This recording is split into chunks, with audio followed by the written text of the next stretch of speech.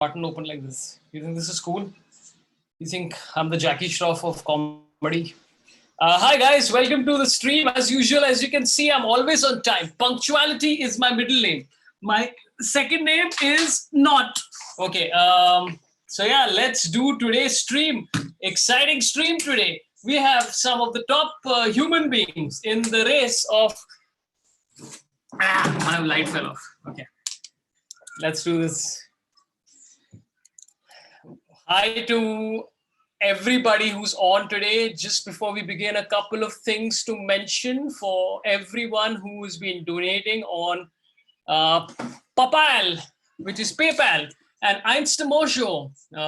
Thanks a lot for all your support. There's been a lot of people every day who've been coming and giving some this thing to keep this running. I appreciate it, and you are blessed. And one day, when the meteors come, you will be spared with my good wishes. Hi to Anurag Borde. Hi to Jerin Paul. Bhai, agla podcast mere saath. Okay, I don't know who you are, but sure. Late OP, of course. I'm excited for today. Dhwani Miglani, Rushikesh Kulkarni. Good morning, Taklu. Good morning to you also. Chinmay Kulkarni. Good morning, Pant Ji. See, what respect. One guy is saying good morning, Taklu. One guy is saying good morning, Pant Ji. This is respect. In India, respect. Okay. I'll tell you, we finally confirmed the lineup for this week, which has taken me fucking, I don't know how long. So tomorrow is Vipul Goyal and Nitin Gupta coming in. They're going to talk about their whole history and stuff like that with human beings and all that stuff. It's going to be fun. And because Vipul is involved, I think it's going to be our first 4-hour podcast because Vipul loves to talk. So he'll probably talk for about 3.5 hours, and then Nitin and me will talk for half an hour. That's tomorrow. Saturday is a solo with Veer Das, and Sunday is Nidhi Bisht, Vishwapati Sarkar, and Be Unique. This is all based on what you guys suggested to me. Whoever you suggest, I will try and bring. And also, coincidentally, they happen to be I happen to be their fans, not they happen to be my fans. That would be very egotistical. I just want to start out with a small story. Okay, I'll tell you if you've never seen this podcast before. The way it works is I bring on guests who have something interesting about themselves. And today is all about books and literature, which we are not probably going to focus to. We are just going to keep this thing. Ramchandra Guha itna anti-India kyun hai, sir? Aman Saini. Dude, this is such a, like, people who don't read content. If you've read any of Guha's stuff, it's anti-government or talking against current governments or whatever doesn't imply that you're anti-India. Thoda research karo yaar life mein. He also mentioned the fact ki bhai, there is a shortage of right-wing historians, and as Kumar Varun and all of us discussed, it's absolutely true. I think a lot of people need to realize that just criticizing a government doesn't imply that you're anti-India. In fact, you're more Indian than the people who are sucking up to people blindly. Anyway, so I will tell you, and this is related to what I wanted to start with today. I'll introduce what this thing is. I take questions from your top chat and from the super chat occasionally. And Vaibhav Kishore is very angry. Why the hell have you called Kautuk? This is going to be my introductory question to Kautuk. Is why have we brought you?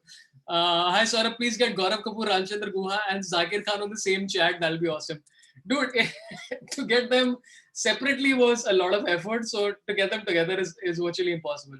When Kamra is coming, I think Kamra should come next week. Rohan Joshi will also come next week. Lots of people will come here, dude. Most of the people you've asked for will come, and also people who you are not aware of will also come. And yeah, okay. So I will tell you this fun story.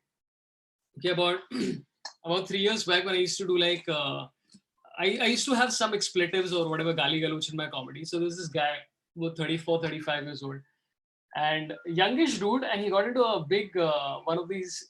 Was it Twitter or Instagram? I've forgotten where. Big altercation about how he's like, gali galoch is not comedy and this is not how you guys should talk and blah, blah, blah. And oddly enough, when somebody says that kind of thing, I genuinely decided that I should stop abusing so much in my stand-up. And I didn't do it excessively, but it was a bit. And so if you've noticed since 2017 or 18 probably, I don't use that much expletives in my stand-up very consciously because I'm like, A, also a lot of young people are watching, and also B, I don't want it to be a punchline. So that's what it was. But I got into this big argument with this guy where he's like, you are against Indian culture and whole standard stuff where because we just think that Indian culture is this one thing, which is that my homogeneous viewpoint of what it is, this is all it is, whereas it's a lot more things. Anyway, the reason I'm talking about this today is because 4 days back, I just saw a guy on my timeline. This is the argument was on Facebook. Just share an old video by Hindustani Bhav. And it was the same dude. And I'm like, wait 1 second. You told me that I was abusive. So I realized that maybe your entire stance is not that I'm against Indian culture. It's just that you don't like who I am as a person. So you just need other things to hate about me, right? So Hindustani Bhav abuses way more than I have probably abused in my entire stand-up career. Which is fine. It's his prerogative, whatever he wants to do. Anyway, what I'm saying is that we are constantly so hypocritical about everything that we feel about everything. Where anyway, I don't know why I mentioned this up top. I just thought it's like very interesting. Where it's like if somebody you don't like says something or does something that you don't like, you will literally latch it on as symptomatic of something far larger. But you're forgiving of other things. I have no fucking purpose of this, man. I'm gonna bring on my guests for today. Very excited to bring them on. First guest, have to ask him the question of why the hell is he here? He wrote a book called Red Card, which is, we're going to discuss it. He's also part of a group called XNG, which is SNG ka X. I didn't know that was a thing. Give a round of applause in your minds for Mr. Kautuk Srivastava. Kautuk. Yay! Kautuk. Good morning. What is up? Why the hell are you here, Kautuk, is the question. Great question. It's mostly only because too many comedians haven't written books. So when Zakir puts out his Shairi collection, I guess I'll be bumped off. But till then, Red Card, buy it. I have read almost 3 pages of your book, and it was nice. The ands and the those were fascinating. It was fascinating. Yeah, it was. You used those very nicely. I must say, you used it in the right place. No, I feel like it's part of my literary style. I feel like the is very overlooked when you really consider people's oeuvre. I feel like mine is focused on the. I love how just because this is about books and I authors and slipped in writing, you oeuvre. said oeuvre for no fucking reason. No fucking reason, no point. Also, did you know that XNG is a thing? I did. In fact, we invented it because we were like, oh, really? Yeah, because dude, we were like, we have to call this thing something. We can't call it the Varun Adar Neville Kautuk podcast. So, I mean, like a collective, right? What are you going to call it? So we're like, fuck it, XNG, because that's what we are. We're ex-members of SNG. So that's damn funny, dude. Yeah. XNG is great, man. So it's gishts and giggles. It's, no, we're not any, we're just XNG. It's okay, on that very amazing note, let's bring on our next panelist, guest for today. He's written millions of books. He wrote The Simokian Prophecies. He wrote Turbulence. His new book is called Chosen Spirits. He's also written a movie that's out on Netflix, whose name I have completely forgotten. But it was good. Give it up for Samit Basu in your minds. Yay. Hi, Samit. Hello. Sorry, I mean, I'll probably make a lot of uncle broadcasting mistakes because this is only the second time I've done something like this. So you guys clearly have such an easy patter going on. But anyway, you were saying something. We are saying nothing. See, this is already, you've already started on the, none of us are saying anything. How are you doing, Samit? How's life? How's the lockdown treating you? It's treating me quite well. I'm a bit annoyed because I'm having to worry about, family and friends being well and safe and things like that. And this whole empathy for the rest of the species is quite new to me. So I'm growing into it slowly, but it's good. Talking about friends and family, here is our next guest who happens to be a friend and a family. Oh, she just joined right now. Nepotism. Okay. Nepotism is happening. Talking about Meghna, you're upside down, by the way, and we're already live on YouTube. Oh my god, this is so me, right? I had no idea physical comedy was allowed on this thing. This is hilarious. Dude, I'm so tech challenged. You guys have no idea. They were trying to make me like unlock something for the last half an hour, and I'm just like, this is why I don't do social media and technology. And I guess Samit is in the same boat because I don't see him. You don't see me. He's right there. Hi, Samit. Hi. Are you as tech Meghna, challenged as I am? No, I mean, I'm not super tech challenged, but I'm clearly like not visible, which is perhaps a bigger problem. We authors should just stay off social media. We're not cut out for this. Hey, I don't think it's authors that people are after right now. It's comedians who want to not be on social media at all. I know, but that keeps happening, right? So by the way, Sorabh and I have had this eternal debate where I'm a writer, right? And he keeps telling me to push myself out on social media. And he's like, you're as much a performer as a comedian is. And I keep pushing back, saying that authors are not supposed to be performers. Like, we're actually traditionally not even supposed to be in the limelight, right? We're supposed to be like, I never said sitting you're at a performer. Ivy. These are lies. I never said any such thing. You started No, out with lies and defamation. But that's so true, right? Like if an author just puts up like that photo at the back of the book, you're just like, ew. Why are you showing me your face? I don't want to. Yeah, traditionally you didn't even have to know what authors look like. Yeah. So Jan Martel was sitting with me, the Life of Pi author, at the Jaipur Lit Fest last year, and he's sitting next to me, and I didn't know I was sitting next to him till like much later. Imagine, we don't know what our authors look like, so there's this eternal debate. How did you know? Yeah, how did you find out? I know someone came and told me then. They were like, did you have a conversation with him? And I'm like, you have got to be kidding. I can't believe. And I love Life of Pi. Like, it's just a beautiful book, a beautiful movie. And I'm like, how did I not know this? So I was rather... But you're not alone because there's a whole genre of human beings who found out that Sidney Sheldon was a guy at some point. And they were like, what? How did this happen? Yeah. I swear. By the way, Meghna, if you can't see everybody, just swipe right on the screen and you'll see a box with all four of us on it. I'm just to make this easier for you. You know me so well. I have no idea who I'm talking to, by the way. Dude, by the way, I said that we should do a tech primarily because I know Meghna and I knew that this is going to take time. Have you seen all four of us yet? Yes, now I can. You have revealed a whole new world to me. And you're still vertical, which I think is amazing. No, she's horizontal now. No, you're horizontal. Yeah. Oh, that that you have these side boxes. Yeah, like Samit, an art film. Okay, Yeah. I forgot to introduce Meghna properly. A lot of people are like, this is nepotism, which it is. But aside from that, Meghna has written 17 books. And her first book was, of course, 1.5 Wife. And Chetan Bhagat copied the title with, what was that? Half Girlfriend. Oh. Yeah.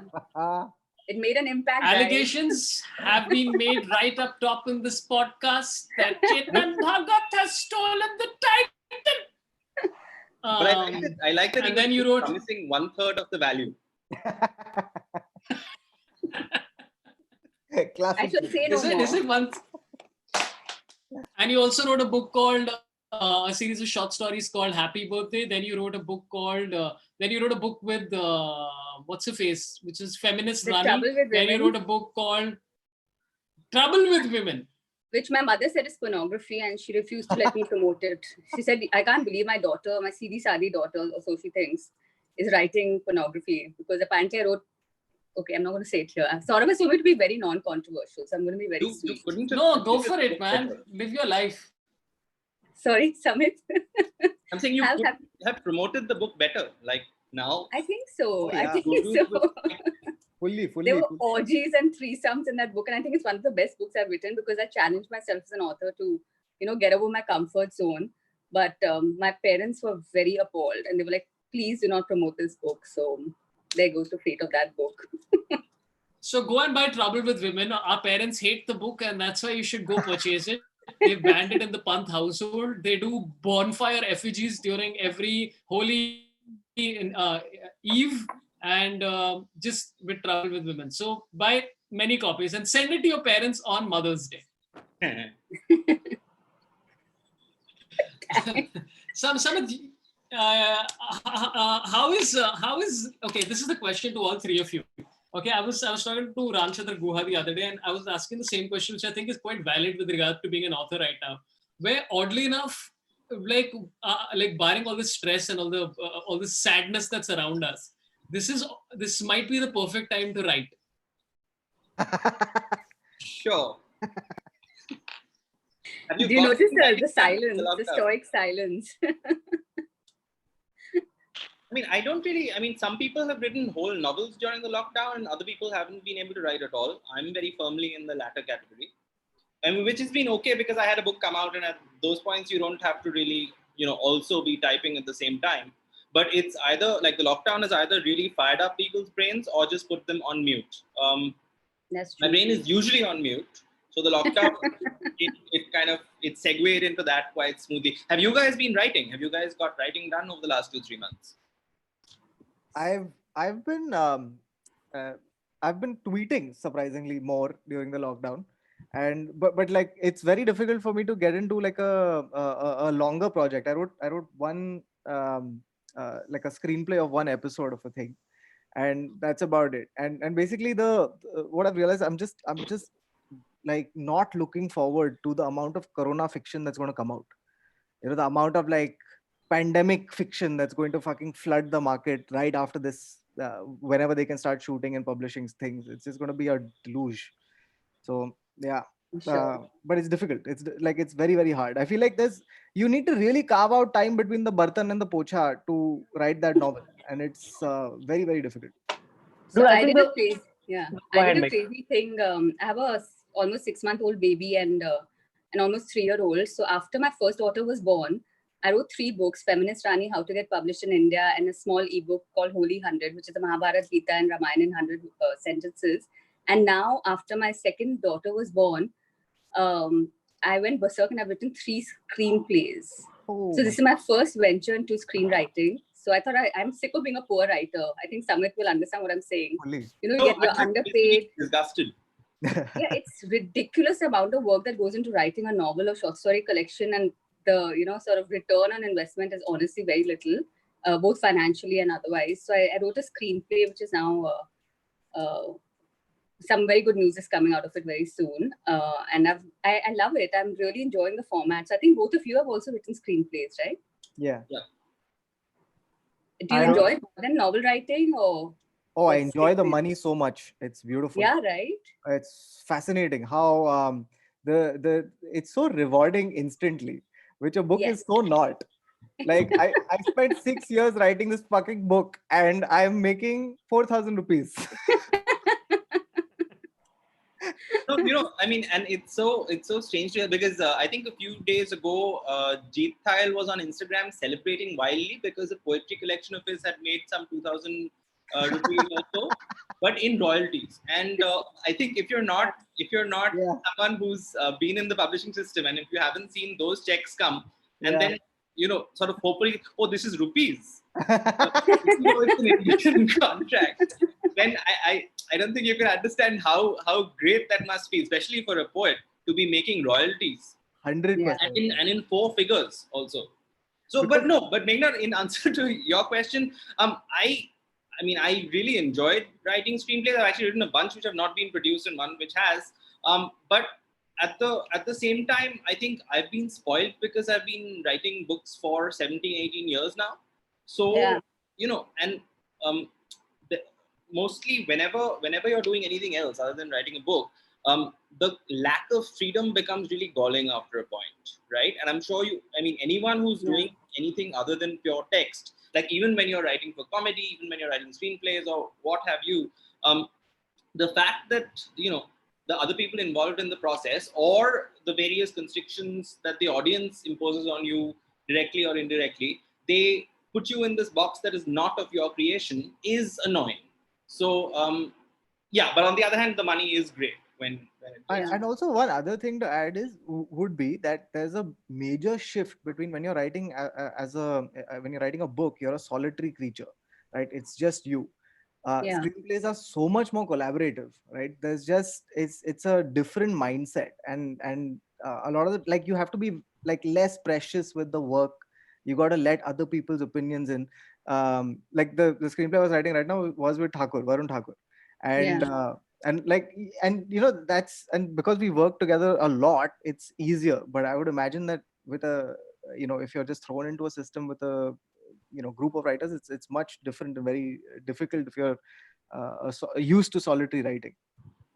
Okay, I'm just going to take a couple of questions, and then I just got to ask you guys a question about publishing, because I don't think people are really aware of what it's all about. And again, the reason why I'm very fascinated by the concept, I'll tell you where I think the flow of this entire conversation is going to be. I think we're going to talk about publishing, books, writing, and then we're just going to spend about 2.5 hours discussing literature festivals. Because there is like Samit and me have sat down on separate occasions. Meghna and me have sat down. I think Kautuk, once we sat down and discussed this. Yeah. And the wealth of insanity in literature festivals is endless. And I think, like, specifically Samit is a treasure trove of information of all of this shit. Because, okay, so Chirag Chaurasia has said Kautuk made 70,000 out of red cards, so please stop complaining. Did he announce somewhere that he made 70,000 or? In royalties, I wish that was the case. So no.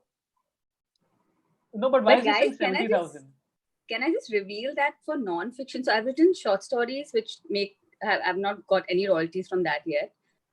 Novels, actually, I've got royalties, and non-fiction. So Feminist Rani and How to Get Published in India specifically has, touchwood, given me a bit of money, a lot more than I expected in terms of royalties. So non-fiction, if you're looking to write and actually make money out of it, though it's kind of an illusion to try to make money as a book writer. But if you are going to go that way and you need the money, then write nonfiction. It really sells and it's easy to write as compared to a novel or short story collection.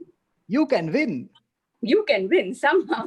Dude, my favorite stupid joke about that is that Shiv Khera wrote You Can Win 12 years back, and then he wrote this thing called You Can something win more. To that. Yeah. And I'm like, dude, if in 12 years that book didn't work for somebody who's a reader, then fuck off. Like, it's done, dude. I want to get Shiv Khera on the podcast to discuss this. For sure. That'll be fascinating, dude. Which of you wants have we won? Sorry? Have we won with Shiv Khera? Oh, yeah. Wow. What is the guy like? Is he a winner? I'm sure. He's got more in royalties than all of us combined, I'm sure. No, but it's the effort, right? It was like he used to do all these conferences and these sort of quote unquote free shows where people would like pay $100 to see him talk, and then he would sell the book afterwards. And I'm like, that's just smart. Like, it's way smarter. Like, okay, you know what? Let's take a step back. What I want to ask you guys is that publishing your first book, okay, what is the process? Like, I'll tell you what this thing was. I wrote my first novel when I was 22, and I sent it to one publisher, which is Penguin. And back then, what used to happen was that Penguin used to have a printed thing at the back saying reasons why we can't accept your book. And it was like too long, doesn't fit our genre, blah, blah, blah. They were like 15 points. And for me, they had ticked like 9. Oh. So I got rejected 9 times by the same publisher. And that dissuaded me from writing a book for like, I think 7 years after that. So the next one I wrote was 2011, which I think the reason why the publisher published this was, you're a comedian, right? You're kind of famous. Okay, we'll take. Like, that wasn't like on the basis of the book being good or anything like that. So what happened? How did it work out for all three of you? We can start with whoever wants to go. Okay. So someone had to step into that silence. No, so with me, I had no clue how you got a book published. I had no clue how you approached that completely shapeless, nameless body of publishing, right? So what I did was I just said, I'm going to, because I don't know how to approach anybody and how to do this. So I said, let me just write the best book that I possibly can. And then I'll try and ask contacts.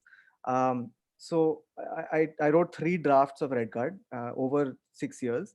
And then I'd finished the book. I had no idea what to do. And this is, I kid you not, and this is the, that whole, I started believing in the universe and that kind of shit after this. So what happened was I opened Twitter one day, and it said, Twitter had said that, it said on the app that these are tweets that you might have missed that you would be interested in, right? And there's a tweet from this guy called Vivek Tejuja, who's also a writer and a book editor and reviewer. We all know and love Vivek. Exactly, right? Yeah. And he's put this tweet out saying that I'm looking for a manuscript for a children's young adult manuscript. If anyone has one, let me know. And I was like, fuck, that guy's talking to me. Because I had exactly that. I had a young adult manuscript with nowhere to go. So I messaged him. I said, "Hey Vivek, I have this exact thing. What do I do with it?" He's like, "Send it to me. I'll forward it." And he knew someone in Penguin who was looking for it, and that's how it happened. And the thing is that in young adult they publish like 4 titles a year, and this was one of them, and it just worked out. So that's my superhero origin story. And was Tejuja the one who paid you 70,000 rupees, or was it somebody else? No, so I got an advance from Penguin, but I've got like $4,000 in royalties over all the time that that this book has been out. Listen, I keep getting for Underdelhi and for Pawan. Wednesday Soul, which is in 2011, so they've just stopped sending me royalty statements because there is none. But I think we both forget about this, right? For Underdelhi, I get where it's like, here is a royalty statement I've been getting for the last like 6 years, and it's always like 3 copies sold in March. I'm like, why are you selling? What's the purpose of this? Samit, what about Simokin was the first one, right? Oh, but you had a graphic novel before that. No. Simokin was before that. So that was, I basically dropped out of MBA school very dramatically after about a month because I didn't like it. And I decided that I always wanted to be a writer. So I had no idea about publishing, writing, any of that. So then sometime after that, one doorstopper of a book was sent to Penguin, who then presumably used it as a doorstopper or paperweight or many things for a little over a year, and then emailed me saying, come. So then it was out. So this is zero knowledge of anything about this world, but just generally a lot of then youthful enthusiasm to write, etc. And then once that was out, I was lucky it did well. So the rest of the career kind of happened from there. But I remember Simokin Prophecies was a trilogy, and I remember that you had published 3 books, and I was like, shit. So you can publish fantasy fiction, a trilogy in India, and that's when I wrote the Wednesday Soul with that in mind. Like I'm like, yeah, I'm also going to do Simokin Prophecies, man, trilogy straight away, and I never wrote the sequel. So what was the sequel? Like Thursday Body, Yeah, Thursday Body, Friday Mind. Weekend Bonanza. But are you doing more books now, Sorabh? I just got my contract for the 4th, which is a non-fiction for Rupa. So that should be out. Yeah, I should be out by the end of this year. And as Meghna said, I think non-fiction is a lot easier to write. And sell. Yeah, I don't know if sell. Let's not say that. No, seriously, I'm telling you, the royalties and advance I've got for How to Get Published in India is, I think, a combination of all my previous books. Wow. So non-fiction is much easier. And Feminist Rani, though we thought that it's very niche, right? It's about feminism. So it was published by Penguin and sold quite well. But can I just reveal that, by the way, Sorabh was my first publisher, and I was working at Times Now with Orna Goswami in 2005. Yeah, and I'd written a short story book called The Third Eye, which, by the way, has never been published, thankfully. And Sorabh, on my birthday, he came to my office at Lower Parel, and he had published my entire collection. So sweet. Yeah, how many? 25 copies or something? And it was a 3,000 print run. 3,000? Who did we sell it to? I've got no advance and royalties on that one. But that was like one of the sweetest birthday gifts I've ever received. Like, he actually came in and he had done like reviews from people and printed it out. He had a cover design, and I think that whetted my appetite to become an author. And I got pretty serious, I have to confess, after that. So I started working on 1.5 Wife and Happy Birthday. I was working and moved to New York at that time. I was working with Bloomberg UTV. And I started really, like, after work, going to all these writing classes in New York. And I wish we had something like that in India, you know. So literally my entire process over 3 years was, finally honed with these writing courses. So that was quite a revelation. And 2012 was the first novel. And Sorabh got published before me in 2011. So it's been quite but I wrote How to Get Published in India exactly because of, what Kautuk and all are saying, that nobody knows how to go about the process. It's so intimidating if you're outside the system, right? Like, how do you approach a publisher and all of that? These publishers seem like cartels, cartels, and you're like, fuck, how do I get into the business? Yeah. What is my initiation? Who do I have to kill?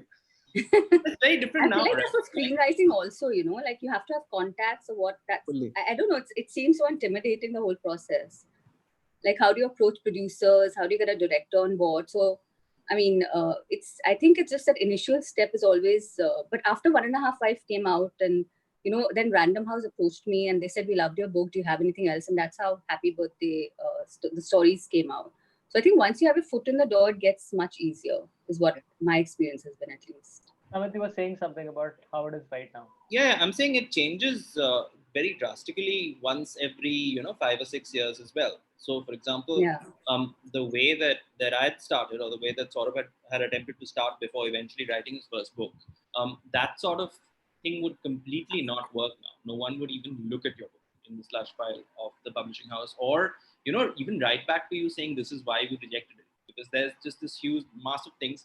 So, I mean, it's interesting because you can follow that Shiv Khera approach and actually write a sequel to How to Get Published in India now, once every 5 or 6 years, because that model is constantly changing. And this is true for all media, like even approaching producers and so on.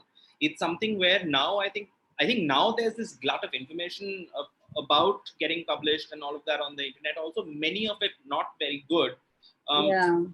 But I think say 15 years ago, if you couldn't search and find this for India at all. Like no one would have any good advice. I think it's only over the last 5 or 6 years that people who want to get published, who want to write, actually can search and find some useful things about how to do it. Earlier, it was just either complete shot in the dark or no people inside the system, which is why publishing industry culture is what it is, which is why it's so insular and so on. Yeah. But 95% of people, manuscripts get rejected. So if you're a professional, it doesn't matter how much talent you have. You also have to be professional when you approach the publisher with your, with your query letter and all of that. So those small things people are not aware of. And I think a lot of people lose out because of due process. They're not aware of it, or they don't do enough research. So like Samit was saying, there's so much information out there, but there's no comprehensive book. I found it with parenting also. There's so much information about how to do it, but there's no comprehensive book, especially for India, that, when you bring a baby home from the hospital, what do you do with the baby? Something as simple as that. Nazar tika, Nazar tika kahan daloge? Mundan karoge ki nahi? Simple things like that. So your next book is going to be how babies can get published in India. How to publish your baby. How to get babies in India. How to publish babies.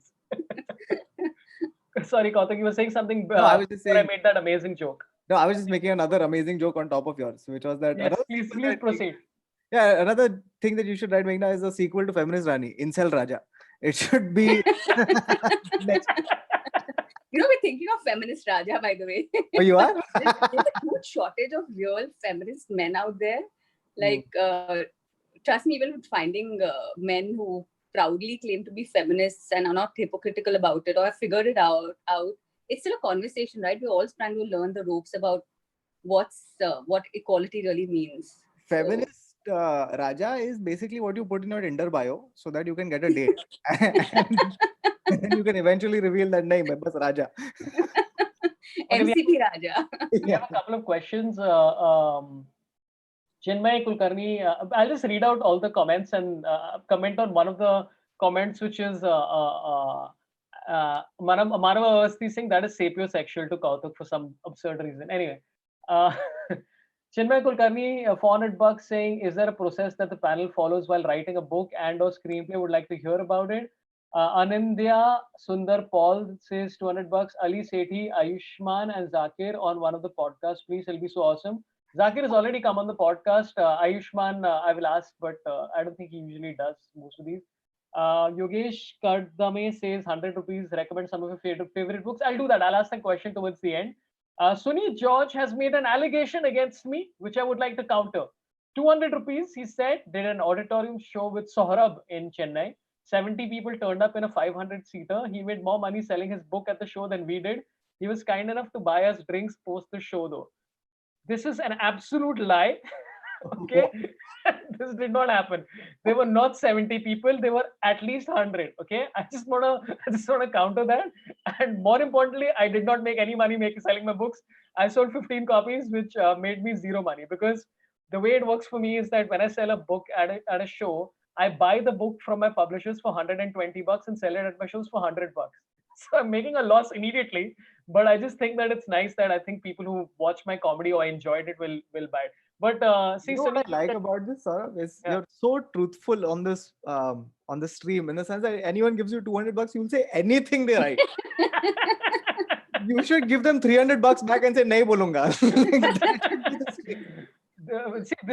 See, giving them $300 to not answer their questions is exactly what I did with my books. Yeah, And business that is model. not a good format to make money. It is a very roundabout fuck all way. So I keep asking questions. Somebody said something interesting which I forgot. Did you guys face the filmy scene? Hemant Verma, did you guys face the filmy scene of street hawkers approaching you selling your own book? Has that happened to any of you? I wish it happened. Like, I feel like that's the true measure of success of a book, whether it's being sold pirated on at a street light or not. But That's you when know you what know you know what the scam is, right? No. So a lot of the best-selling authors, and I found this out when I was doing research for the book, they buy their own books. They have deep pockets. They're rich businessmen or whatever, have corporate jobs for whatever reason. They buy like thousands and thousands of copies of their books, and then they just go and give it to these vendors. That Stuffy completely luggage makes pirated hai. There's a lot of chole going on with the publishing, with all the best-selling tags. Major chole. That's so funny. It's all a business. Like, this guy comes to you and he goes like, "Sir, kharidoge?" And you're like, "Nahi, tum bechoge?" It's actually, they actually go to to different bookstores and like. What's that? Yeah. CrossFit. They go to CrossFit. No, they go to bookstores and like kind of, I don't know, it's interesting. No, but if you look at the non-jhol segment of this whole thing, then sort of being approached by producers to do an adaptation is one of the kind of older school methods of making some money out of this whole publishing thing. So that is over the last almost 2 decades. That's fortunately happened a few times, even though none of those films and shows have come out yet. And even with piracy, like I remember, like 2003, 2004, I was told by other authors that the fact that Simokin was getting pirated in CP was the ultimate prestige. Like there's I mean, that's not happened before. Like online piracy now is also, I think, largely automated. So like the online pirates pirate entire catalogs. So you can't feel that prestige that, oh, my book has been chosen in some way to be pirated for the vast readership. Some Russian software has picked it up, and like the entire publisher's catalog is now out there. So yeah, so the very few ways of the very few sources of author prestige have only been diminishing down the years. And now it's being taken over, right? Like yesterday, I was reading this big announcement from Penguin that Sonu Sood has written a book about helping migrant workers, and that's like going to be one of the big books of the year. So it's tough. It's tough to break into that market. I fully feel like a lot of the publishing houses just wait for celebrities, right, to publish a book, because they're like, which is now like step one of the sequel to how to get published is be famous elsewhere. Yeah. Be famous elsewhere. I think we have to be fair to publishers that you have to understand it's a business for them as well, right? Yeah. They have to also make money. They have to pay salaries. They have overheads. So Bollywood sells, like whether you like it or not. We'll never be as famous as a Bollywood, as a person, even a B grade, actor. Well, I like it. Yeah. And and that's always been there. Like, I mean, for the last 4 or 5 decades, always, famous people have had their books come out and go straight to the top of the line and so on. But now I think because of the general kind of downslide of publishing as a cultural force, it's become a necessity, which it wasn't before. Yeah.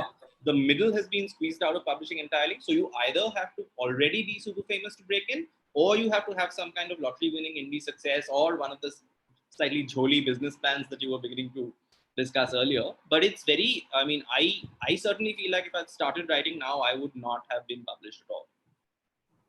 I feel like, in 50 years, Shilpa Shetty's yoga book is going to become a classic. It's going to be like moved from the yoga section. Oh God, shub bolo, yeah. Yeah, but like every time I've done the very basic maths on the economics of publishing, I don't understand how anyone is making money. I have no idea, because like the printers and distributors are a little bit printers. Yeah, printers make money because they're just being paid upfront for whatever. Like they're like, ये लो 60 रुपए और ये किताब को publish करो like per copy or whatever it is. But yeah, like that's not a live streaming conversation. Yeah. Let's talk about printers for 1 hour. Okay, what kind of favorite printers do you have? Do you like dot matrix? Do you like let's talk about favorite printing stories. Go. You each have 30 minutes to talk about printers. Okay. Arnab Banerjee has given $5 saying interesting insights. Have you ever been approached for either movie based on one of your books or writing for a movie? And then Shreya Parekh has said, is it necessary to be a crazy reader to be an author? And a big thank you for making us laugh. Can you try calling Sudha Murthy as well? Says Sinish Malekal. I will, man. Sudha Murthy is a very interesting person. I'd love to call her. He's amazing. Yeah. But okay, let's take any of these questions. Fascinating thing about this stream is that every third question is about who else can we have on the stream apart from these guys. We're not cool enough, guys. Yeah. No, but it's also have you been approached to do movie? Yes. What was the second question? You have to read. Have you ever been approached for either movie based on one of your books or writing for a movie? I think all of us have, right? Let's take that question, then we'll take the next one. Yeah. The third one was the main one, which is it necessary to be a Reader. reader to be a good writer? Yeah. To be a good writer, yes. To be a successful writer, no. Yeah, These are two very perfectly different put. things. There are plenty of people who have not read possibly even one book, but are massively successful writers. They're not good writers, but I mean, if you want to be a successful writer, you don't have to read at all. Sometimes it helps. Success and quality are not inclusive. Which is true across media and across times, but it's not like it's a very interesting process of finding out what your interests are, because if you're seeing reading as a hurdle and a time waste towards your publishing glory, you don't have to read. But if you're reading because you like reading, then that will help you become a better writer. It's pretty much just that. It's quite simple. I think one point that everybody should know is that India right now is buying the best-selling books and not necessarily the best books. I think that's where the distinction really comes in, that nowadays, as it stands today in publishing, people who are promoting their books, you're basically buying products. You're not buying good literature anymore. So whoever makes the loudest noise is the one whose books are getting picked up to read. And it's then a cycle, right? So the quality and it's also putting off a lot of people from reading, because honestly, some of the best-selling books, since they're products, they don't have good writing. So people think that Indian writers are not writing good books, which is unfortunate, right? So, but the pyramid is like that now. Yeah, I would tend to disagree with that, because I think what happens is that the best books are getting published as well, but you don't hear about them because the streams have kind of bifurcated entirely. So the selling of the book and whatever the many filters you might have for what makes a good book or what quality is, because there are 50 different ways to look at that. Those books aren't getting published, and I think that's been one of the major differences between, say, 20 years ago and now, which is that 20 years ago the problem was getting published in the first place. Now the problem is not getting published, but after getting published, how do you selling? How do you sell a book? Apart from you and your mother to know that the book exists. And so the people who are good at sales are selling well. The people who are good at writing are writing well, but it's not necessarily connected, which is interesting. And I think it's here to stay. I think that's not going to change anytime soon. Yeah, but that's the case with anything, right? Like Tumbar will make 18 crores versus like a whatever New Year will make 870,000 crores. Yeah. So I do think that people are reading interesting Indian authors, and like even some of the bestsellers are entertaining and fun. Absolutely. Like I was reading Ravan by Amish, and it's a very interesting book. I really enjoyed it because there were a few things about Ravan that I was not aware of and stuff like that. So I don't necessarily agree that just because you're a bestseller or just because you're popular, that doesn't necessarily equate to you not being good. But I think what the point that Meghna is trying to make is that there's a lot of non-English writers whose books you've not read primarily because they're not in the same language as you, but they may be excellent. I think you were telling me that. Also a lot of good writers think it's beneath them to promote or market their books. They're because they're still hanging on to that old concept that authors are supposed to be sort of read and not seen, right? So they will not market their books on principle that authors have to sit on an ivory tower, but things today are very, very different. So I think if you're going to publish a book and no one's going to read it, you got to get practical. and promote yourself, whether you like it. It's not something any of us enjoy, honestly, but you have to do it. I feel like that thing that you're saying is true, not just for writers, but for all artists and a certain type of person in general, that where you feel like if it's good enough, it'll find an audience. Right? Yeah. Let me just focus on the quality, it'll find an audience. But Yeah. it's getting harder and harder to find an audience, primarily because there are people whose job it is to distract you from whatever the thing is to wherever they want you to focus your attention. There's people whose job it is to market books and whose job it is to do that well, and you're coming up against them, and quality is not just is not the only criteria upon which people buy books, or anything, or any art form for that matter. Another thing is that I think now there's very little expectation among most writers that you actually make a living as an adult from writing and publishing books. So, I mean, which makes it easier in a way for people to find their own comfort level with how much they want to market. Because if they're just, if they're writing for the love of it and they're fine if the readership is small, but then they're making their, they're living from other places and, the whole 24/7 hustle is too much work, then I think that's also a very legitimate, way for them to be. Like most of, because there's pushing and selling your own work. That's a whole other skill.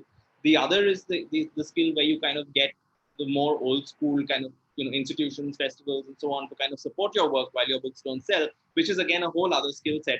So over time, if people stick at it, once they're 4 or 5 books down, I think people find their own comfort level of how much do they think is absolutely necessary or comfortable for them to sell their work. And it's just another way to be. Because now, one thing that Meghna said that I quite strongly agree with was that there's always been a sense that Indians aren't writing as well as books from the rest of the world, and that is usually a function of what books have you heard of, and what books have you heard of is usually a function of what books marketing reaches you. And since that's not a well-developed field in India at all, at least in the space of books, I think books just come to people by accident more or less nowadays, and then you just make your way there. Like there is no one standard through which to see all of these things put together. And you never know when something explodes, right? Like whether it's that, what is it, the girl with the dragon tattoo or whatever, where suddenly, is it Swedish? What is it, Swedish, right? Swedish. Yeah. So I think Murakami was commenting on how people suddenly got interested in Japanese literature. And it was not just on Japanese literature, it was just general interest by the UK first starting in Japanese culture, which sort of led to people going like, okay, let's try and read Japanese books, and then going like, dude, these Japanese books are amazing. And then suddenly there's like a absolute flood of Japanese literature over the last 20 years. Yeah. So you never know when that will happen.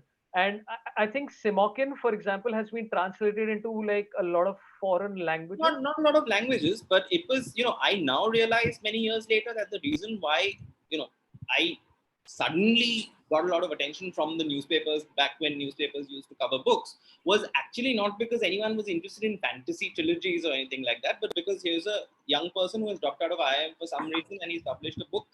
And this was still in the, books are a thing that people do era, right? So then once you have that first burst of attention, then you can build a career out of it. But increasingly, it's become like there are so many really good writers writing in every language in India today. And while inside the publishing industry, people may have heard of them, or friends might recommend them to you within a very strongly under 3,000 copies range. Their work is never going to be the next Swedish crime fiction or anything. It's just not going to happen because something new is always around the corner, and the mill is churning faster and faster. So eventually, like if you keep at it for over a decade, I think it's something that you love doing, and then you find a way to keep doing it. Just like one other thing that like changed my mind on this, like I used to be one of those people who believed in that quality principle, right? Like there was this very nice tweet I read once, which was that those who network have to. Okay, and I was like, yeah, that sums up my philosophy. That's correct. But then I read this really nice book called Hit Makers. Okay, and if you're interested in like how to market things, how things become, how things organically reach big masses, Hit Makers kind of explains that. Like for example, 50 Shades of Grey, everyone knows the origin story, right? That it was a fan fiction thing based on Twilight, and then just so many people saw it, and then it became this publishing phenomena. But the truth was that it wasn't just it wasn't just a lot of people saying it, it's about who exactly saw it.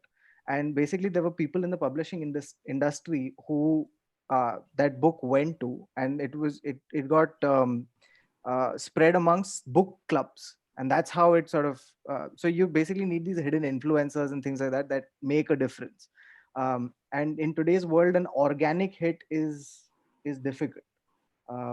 You just, and those are the realities that you have to live with. And you But have I don't necessarily agree that like people who are good at or who indulge in what did you say? What is the word? Networking. yeah.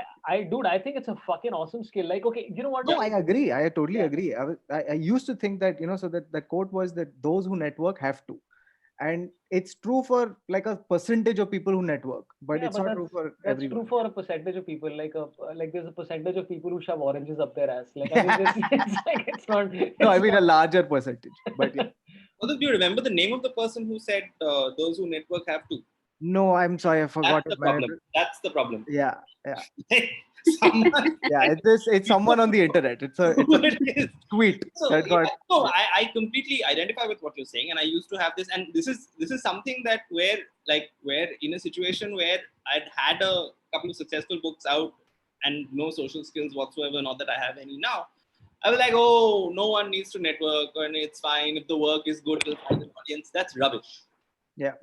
Right? The book That's is now going to absolutely take its own rubbish. journey. And it takes some readjustment to understand how much of a skill networking is, and then begin to admire people who are really good at it, as I certainly do. And selling is a separate skill, networking is a separate skill. Doing the kind of 17 ingredient package of different things you have to do as any kind of creative person in this country is, I mean, everything has value.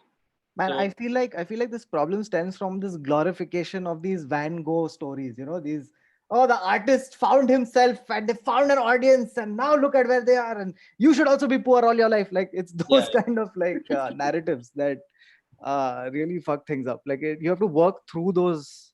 I feel like a lot of people have to work through all of those ideas before you come to like. Yeah, like one of the strangest things I've been observing with regard to this whole nepotism thing in Bollywood right now is that there's been and I've made this point before, that there's been quite a substantial number of people who didn't make it because Bollywood is a clique. But over the last 2 weeks, there've been people who've been tweeting that I didn't make it because of nepotism. I'm like, no, because you also suck. That is also possible that you didn't understand that every business, and publishing is a business and comedy is a business, all of it is business, and all of it involves you networking and all that stuff. Maybe you just didn't do it enough, and it's possible that that's one of the reasons. It's possible that it comes with any industry, not just Bollywood. And you know who I learned networking very well from is dude, Meghna is great at networking. She's like just making random conversations. Yeah. It's very irritating, dude. We'll be at a party and Meghna suddenly talking to like the queen of Bulgaria, and I'm like, what the fuck? And I'm on the side like anybody has a drink. Like it's just sad. My issue is I never remember people's names, so I don't know if I'm really a benchmark for networking at all. I'm a little always spaced out, like a typical writer. Yeah. But what is you since I'm getting into screenplay writing, and both of you have done it, like what was your experience like? What was the journey like?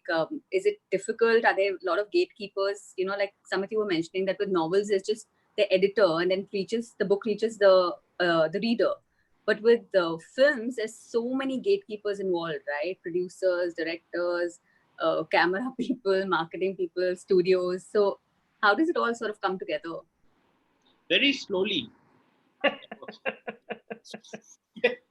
Very, very slowly. Like, I don't even want to tell you how many screenplays I've written before one finally made it to Netflix in what is very different from what I wrote. Right. So with all of this, and I'm very glad that you have news coming out on your screenplay writing front.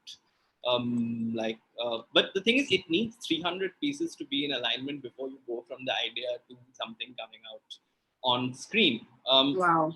And that is something that is very challenging. Like I remember like, during when I was shooting my film in 2019, I was in a constant state of, because I didn't understand most of what was happening at any point of time, because it's very different from the theory, right? And especially like with a script, so little of the original intention makes it past, the actual shooting, because there are at least 100 people whose opinion matter. And there are at least 10 people whose opinion has to be taken into very serious consideration. So it's a whole other exercise, right? Like, I think mostly when we're looking at transitioning from prose to screenplay, our first sets of challenges are, how do I orient myself towards that kind of visual-based storytelling from a more thought-based storytelling, or what is the translation of the craft of it, etc., etc. But that's all nonsense. Like that, you please do homework in your spare time. That's not the challenge. The challenge is, how do I now convince these 17 people who don't read, some of them can't read. They all have very fixed ideas about what makes a great film or what makes a great show. And it's not what you brought to the table. Yeah. Right? So then you've got to kind of wiggle past all of that. Some of them will have good ideas, incorporate that. Some of them will have bad ideas, how to circle around that. And so, just like there's this myth that, say, when you're writing a book, there's this myth that it's a one-person process. Yeah. But it's not. Like, there are at least 7 or 8 key individuals involved in the success of every book that is really successful, both commercially and critically, right? It's the author does a large chunk of the work, but without good marketing, without good sales, without good all the other departments, you can't really have a book that's a success. But at the end of the day, it's the author's name on the book. So the assumption is that you sat in your room and you wrote it, and then miraculously, suddenly, it appeared in the reader's hands across the world. With showbiz, it's that much more direct. Like, people will block the script in every possible way. So that's I mean, so anything making it to screen from script is actually a minor miracle. Yeah. Really? Yeah, absolutely. There's Like, I now understand why any movie is bad. Yeah. Yeah. And I mean, I appreciate so Literally much. too many cooks, right? It's nothing but cooks. No, and also nobody's eating the food. They just cook this. Like, I remember yelling one day because one of the actors' makeup people wanted to change in the script. And which is fine. I'm Wait, sure what the was idea the- was great, but we were already shooting. And it is. Wait, was it like a people- makeup change? Like, was it like a, hey, your script? No, it was a creative idea, and there is no reason why a makeup person can't have a very good creative idea. So it's not even about the idea. It's like, I have managed, after 7 years of just rewriting this shit every year, to finally get into shoot. I am not listening to anyone's idea now. Like, every day I'm already fighting with 20 people. Yeah. Not one more. Like, next time you come to me at the beginning of writing this and you tell me everything, and I'll put it all in and steal the money also. But not this time. But isn't there like a shooting script that एक बार shooting script lock हो गया, उसके बाद कुछ नहीं होने वाला? See, there's that theory thing that I was saying. हाँ. And also, the shooting script is a very new phenomena, at least in India. Achha. Like, back in the day, It's a fairly new phenomena. Like, you the just idea show that, up, yeah, whatever Govinda says is your script. Like, that was the way that they shot movies. So all of this is very technologically influenced revolution in our industries. And the thing is that now, between someone writing it and between it coming on screen, I have to say that more people are reading it than ever before. Right? Like, sometimes even the actors read it. Isn't that a given? I mean, they're going to enact it. No. They don't read the scripts that they're signing on. No, seriously. Like, I was lucky to work with actors who were also kind of readers and storytellers and all of that. But that was a part of it. That was a part of why they were cast, was because of an understanding. Apart from being really good actors, it was about, they understand how this works. Like, I mean, I'll just give you context to people who are watching this. Samit wrote and co-directed a movie called House Arrest, which was with Ali Fazal and Jim Sarb and what's the... Kapil Gaukar and Barkha Singh. Yeah. So they're all still talking to me, which I think is quite... Dude, side note on Ali Fazal, man, that dude is like, the range that guy has is ridiculous. Yeah. I don't understand a lot of what he says, but I think my national taste helps me fake it. Like, and also, one thing that is really nice still in Bollywood is that, and that has really declined over the last 10 years. But say 15 years ago, if you said, "Oh, I've written a book," They were like, oh, good. Now it's like, who hasn't? Like, please, I don't know. Like, just a few days ago, I had a call for a script thing where before I could open my mouth, and this is an audio call. So before I could even kind of ascertain my presence on the call, I was told, we are not interested in your books. Like one of the most frustrating things used to be right before I got published, right? I used to, like, you're at a party or something and you'll tell someone that, you know what, I'm writing a book. And they're like, oh my God, you should meet all these people who are also writing books. And you're like, fuck you, man. I want to feel special. What the fuck is this? And it's so true. It's so fucking true. This everyone has a book in them should go away, man. Okay, there's a few questions here. On Super Chat, Shreya Parekh, $200. I kind of agree with Meghna's point. Is there any way guys can suggest a reliable source from where to get an idea of the really good book, regardless of it making the loudest noise or no? I don't think there's any such source. I think it's just like following. No, I think you have to look at your own life story. We underestimate our own journey. We think that we are very common and our lives don't stand out. And I think that's where the confidence of being a writer comes in. So I remember I met Twinkle Khanna for an interview once, and she said that writers are very, people who don't always believe in themselves. There's a huge insecurity, and that's where the drive comes from. But I always feel like writers are hugely confident people, because whenever I'm consulting for how to write a book, people keep telling me, but why is my story important? Who's going to read it? So, you have to believe in yourself and your passion and your talent at the end of the day, and tap into your own experiences and go out and experience the world, make mistakes, fall all the time, fail all the time. And that's how you'll grow as a human being and therefore a writer. So tap into your own experiences and don't underestimate what your journey has been on this planet. I think that's where the source and confidence really comes from. I think he's also asking, where can you find books that are not just popular and marketed that way? Like the good books with a bestseller tag.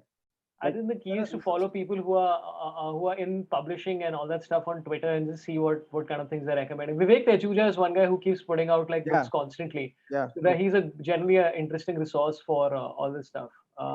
He's a walking library. But I think read one good way is to read writers who won literary awards. Because their books have sort of, been. I think that's a good place to start if you want to read good writers and not just the best-selling ones. So and regional writers are doing phenomenal work. So read there. They're literally bringing stories from, the hinterlands of India where we don't have any access to. So and they're writing very well. So like the Adivasi Will Not Dance. I don't know how many of you have read it. It's a short story collection. Beautiful, powerful, very urgent, raw, searing kind of collection. So, those are places you can start from. Okay, I'm just going to take a few these things. Santosh Sharma has said about 23 times, did you know Kautuk means joke in Assamese? Oh, I've heard this. I've heard this. So you've heard it. So the joke is old now. Yeah. But I'm also the longest running gag of all of this has happened. Yeah, okay, cool. So as long as we've covered this. Hemant Verma, $200. Sorabh, keep it up. Roshan James, $400. Hi, Sorabh. Thank you for these wonderful sessions. There's something I look forward to these days. We met in 2012 at 13 at BITS, remembering all the fun we had. I don't know if this was the time when I performed at BITS, Hyderabad twice. And the second time we were there, East India Comedy climbed on top of a table and broke it. And somebody got into a massive controversy. And the professors were very angry with them, and then it settled only when we offered to pay for the table. I don't know why I'm mentioning this, but Roshan, I don't know if that was the incident. Aditya Gusain, love your lives, bro. They're too refreshing. The kind of diverse lineup that you bring every day is too good. Kudos to you. One of them is my sister. Ashutosh Nautiyal, $2.99. What are your thoughts on Amazon self-publishing? We'll take this question, and also Arnab Banerjee, who's given $10 to ask a question, which is writing a graphic novel a different process than writing for a novel? Do you come up with a story first, then decide it should be a graphic novel, or vice versa? So let's take the Amazon self-publishing one. Then I think the only person who's written a graphic novel here is Samit. So let's take, what do you guys think of not only Amazon self-publishing, but the general idea and concept of self-publishing? So I can take this one because I went into it pretty deep. I've never self-published, but 95% of manuscripts are rejected. So a lot of writers don't have an option but to self-publish. And the common denominator, the barriers to entry are very low right now. So it literally, there's a joke where a guy took a photo of his foot, put it as a cover, and published an empty book with his that cover and said, I'm a published author now. So the problem with self-publishing is that any donkey can do it. So, again, there's no sort of checking of the quality of the book. And you know how much, by the way, guys, a self-published book sells in its lifetime, an average self-published book? 50. 50. और वो कौन खरीदेगा यार? Your friends will keep WhatsApping them कि खरीदा, or your parents will indulge you, or maybe a few girlfriends or boyfriends or whoever. But the fact is that it's become so easy to self-publish that anyone and everybody can do it. So, but if you're a serious writer, if you want to make a career out of, there are also a lot of good stories. Like Amish actually started out by self-publishing. So did Ashwin Sanghi. So did Savi Sharma. A lot of these people started out with self-publishing. Chetan Bhagat was initially rejected by almost everyone, understandably so. So, I mean, you have to kind of, again, if you're going to self-publish, that you understand that there are a lot of vanity presses right now. So they'll just take money from you and they won't help you in your journey. So please be very careful whom you're signing up with. But nowadays, everybody from Penguin to Crossword are offering, self-publishing platforms. They do everything for you, from designing the book cover to editing, to actually pricing the book correctly, to actually marketing it. So if that option is there, be there. But remember, you'll be your own advocate of your book. So don't think that's an easy way out. You still have to really promote your book. And if you sell well, then you can go to mainstream publishing. So, I don't know what experience you guys have had. I have a slightly different take on it, which is, first of all, everything you said was correct.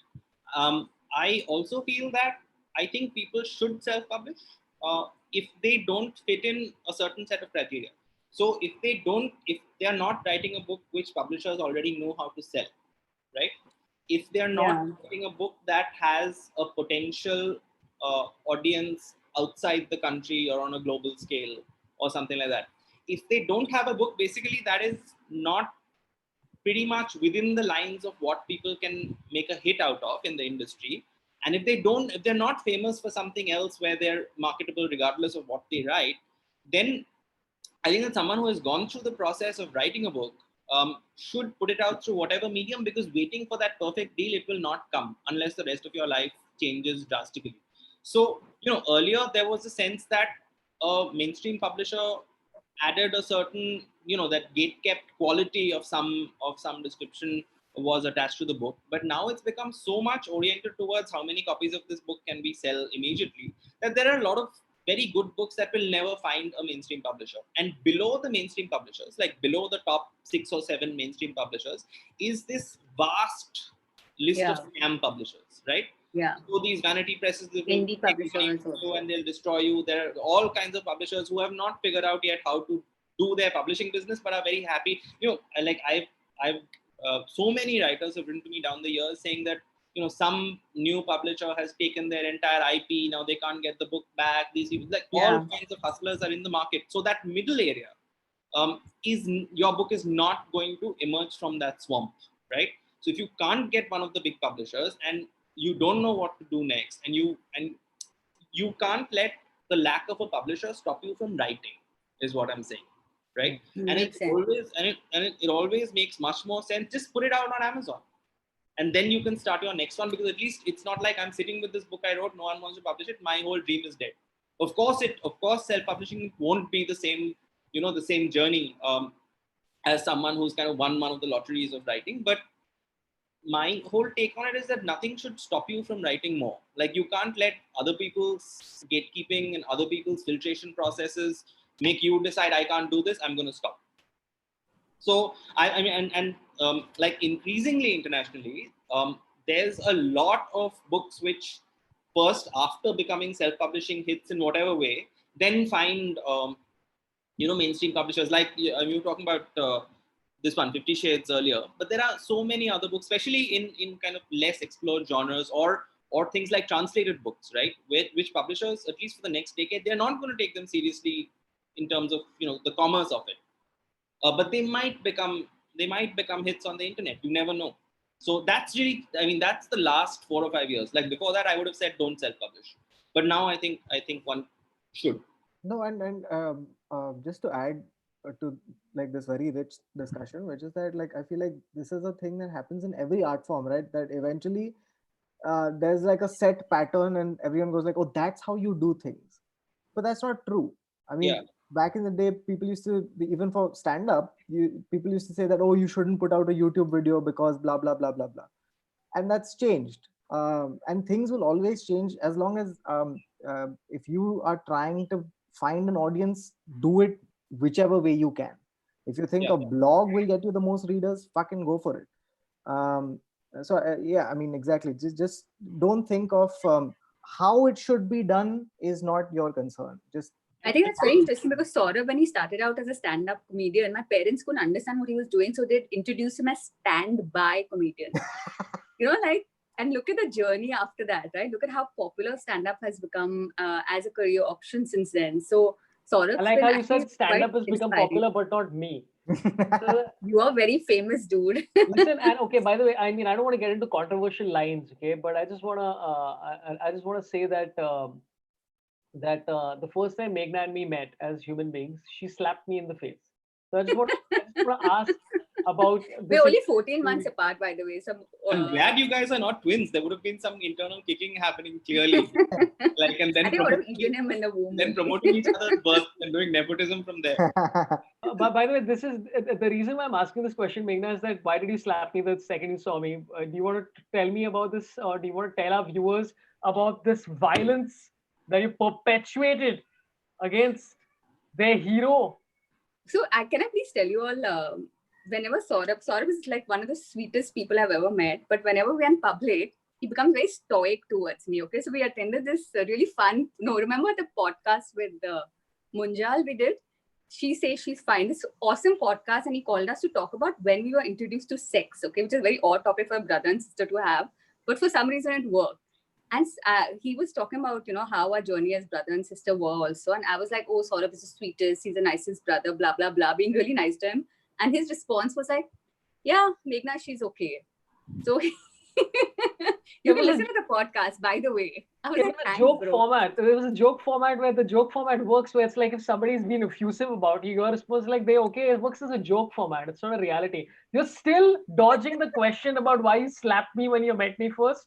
This is classic. I was 14 months old. I heard mom in labor, and I obviously got like, who's this twat who's, making my mother cry. By the way, talking of labor pains, do you know what Sorabh did during my labor pains? I want to know now. Yeah. I'm like admitted, as my first baby, I'm as it is paralyzed with fear. And as anybody who's given birth will tell you, as I'm guessing none of you may know. But so Sorabh comes in, and for some reason at Breach Candy, it was visiting hours 5 to 7, and I was in peak labor at that time. There were 20 visitors who had come. And for some reason, they were being allowed into the labor room. So my father-in-law, all my in-laws, Sorabh, my parents, everybody was there. And Sorabh comes in and into the labor room, and I'm almost half dead. And he starts making these airplane jokes. Wait, you were doing an open mic? I slapped you then, actually. I was literally, that's the one thing after that 14 months, when I was 14 months, that's the next time I really wanted to slap. I mean, I'm dying over here in pain. I actually thought I'm going to die. And Sorabh was making like airplane peanut jokes. I don't know what he was saying. It was a comedic choice. The idea was that I was going to make really bad jokes to distract me from the thing, dude. And by the way, this is the case even with my this whole shit about what you see in movies, right? Like when a woman's giving birth and stuff like that, and there's always like this very like calming British voice next to her who's like, oh, my poodly dumb or whatever the shit, and the lady's like, oh, I'm calm. Dude, I tried the same thing with my wife, and she was literally going to slap me in the face. Obviously. And she's like, don't touch me. I'm like, sorry. The doctor told me if you want to abuse your husband during labor, this all, you'll be forgiven. Apparently, it's very common, like hitting the husband or the brother in this case, or whacking them, abusing them. So, all is forgiven. Meghna Pant event disrupted by heckling comedian. The reason I asked this is, okay, and we'll come to this question which Arnab Banerjee asked about graphic novels. I'll come to Himanshu Thakur's question next. Samit, you what is the graphic novel? The Shekhar Kapoor thing. What is it? Yeah. So there was this company called Virgin Comics. Now it's something else with Richard Branson. They'd come to India and they were looking for various things in the broadly superhero space, and I think I was the only fantasy writer around at the time, so they got me into kind of drop in and write for something. It was great actually because the editors were all hired from Marvel. Wow. Oh, wow. So like got this intensive boot camp of comics writing, which I think is it's comics writing is very interesting because it kind of it's the most rigorous form, in the sense that because everything is constrained by space, and these were sort of 22-page comics and so on.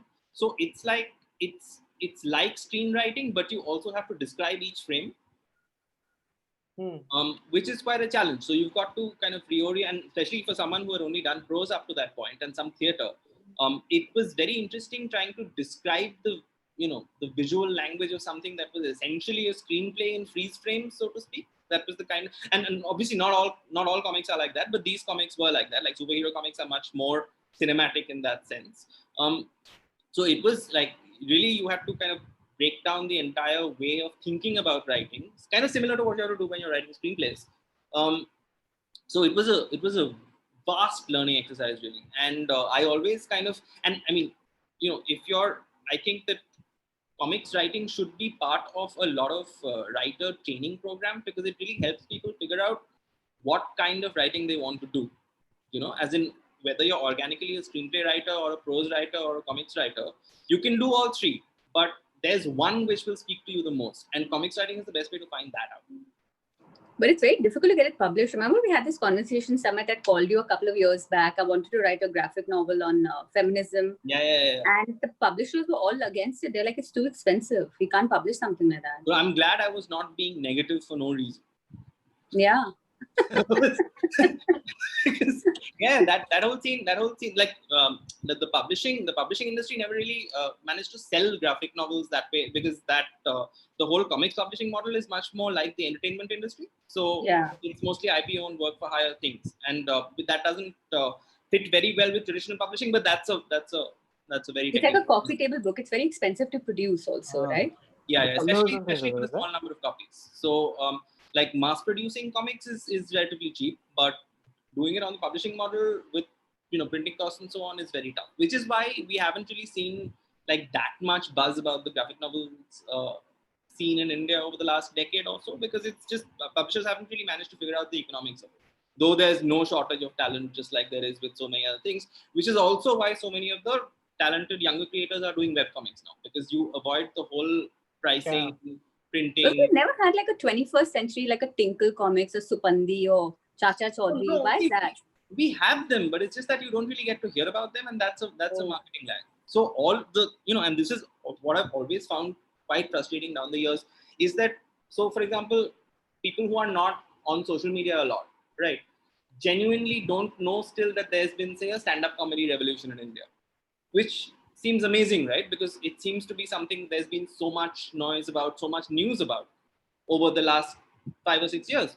But the different streams of, say, creative expression are not united in India at all. Which is why, say, most people don't know what's happening in the book scene. Most people know what's happening in the film and TV scene, even if they're not associated anyway. But the weights are very different. And what I found really interesting about, say, when the books came out abroad and had the opportunity to go there and talk a lot to writers and publishers there and so on, there's so much more integration between the scenes, and there's so many more projects that come out in different formats that really helps people find the right place for themselves. Because often people, like, say, if you start off with a love for books, but you might actually be very good at comics or screenwriting or writing for YouTube and things like that. So it becomes much more harder for you to kind of switch streams if you're in India.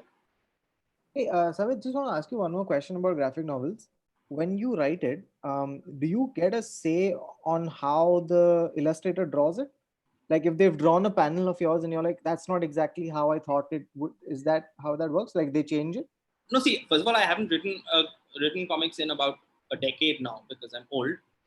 But broadly, it depends entirely on the equation that you have with the artist and the publisher.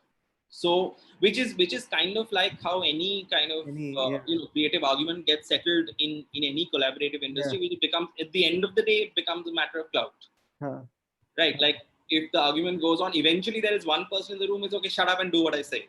Correct. Right? Now, whether that's the writer or the artist or the publisher is purely a question of what's happening in the room at that moment.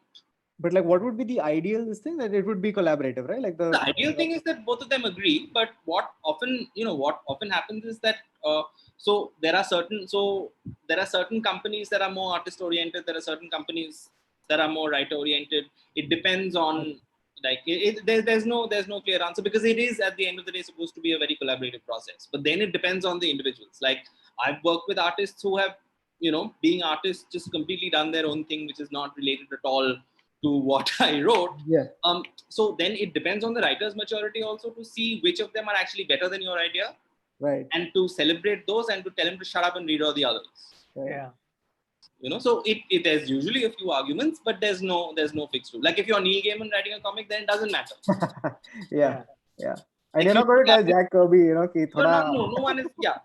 You're going to tell some legendary artist that actually in my script I visualized it differently. Yeah. It will never work again. Yeah. Okay, I just want to take a couple of super chats. Some normal chats. Let's take Arnab Banerjee. Sorabh, are you making more from super chats than your books? What is this heckling of books, man? I don't think so. I mean, it's become very uncool to read books. I think we need to make no, they're just being silly. I mean, not yet. I will probably by next week. Is the honest answer to that. Just a couple more. We have an update on my show that I did in Chennai, which is Sunny George is giving updates on that Chennai show, which we spoke about earlier. Also forgot to mention he reduced his artist fees as well post the show. Thanks for taking 2 losses in one day. See, this makes me come off as an asshole as well as a nice person in the same vein. Okay, there's a question for Meghna, which is Himanshu Thakur has given $100 in super chat saying, how was your experience writing 1.5/5? It's a beautiful book on human relations. I picked that book because both of us were born in the same town. And also, here is a question, Meghna, to you. Again, is your brother adopted? Is the question he has asked. Why? Because I'm so much more stunning. So it's really funny that everybody keeps asking me that. Every time somebody's like, oh, you're Sorabh Pant's sister, and there's always this look of doubt on their face. Like, I don't know. Do we not look? We don't look like each other, do we? Maybe Sorabh, you need to start wearing a wig, because I am going bald, can be arranged. Sure. But I always get a very quizzical look when I say that Sorabh's my brother, yes, and confirm that fact. It's very interesting. I want to find out why. But yeah, thank you for 1.5/5. My next novel is coming out very soon, which is very interesting. It's based, for the first time in my life, I've written my true story. And it's very powerful, very, I mean, I'll wait for it to come out, but I know a lot of people have been asking me, I haven't written a novel since 1.5/5. I spent 5 years writing a novel on India and China, by the way, which was my most well-researched novel, but which nobody seems to want to publish, which is very interesting because my books have got picked up pretty quickly. I think this was a bit me trying to write like Salman Rushdie, which clearly is not my voice. So I think it's a conspiracy. It's a conspiracy by the Chinese government who have bought over all the publishing houses. I think so. Also, even Salman Rushdie isn't writing like Salman Rushdie anymore. So yeah, nobody reads books like that anymore, unfortunately. No, they read in large numbers, yeah. Yeah, they do. Everybody's now like they want these 100-page books which are easy to read and priced at 99. I don't think so, man. I'm still reading a reasonable amount. I think all of us are reading a reasonable. Here's a question though. What do you think is like a popular book that you just think is overrated as shit? Like which you read it and you're like, what is this? Like one of them for me was, what is Howard Rourke was in what book? What is that book? Fountainhead. I will kill you. Oh my God. Are you serious? I love Ayn Rand. Please don't say anything about it. I don't understand. Our reading choices, by the way, Sorabh's and mine are like diametrically opposite. Howard Rourke is my hero. Like I want a man like him. Sahil, are you listening?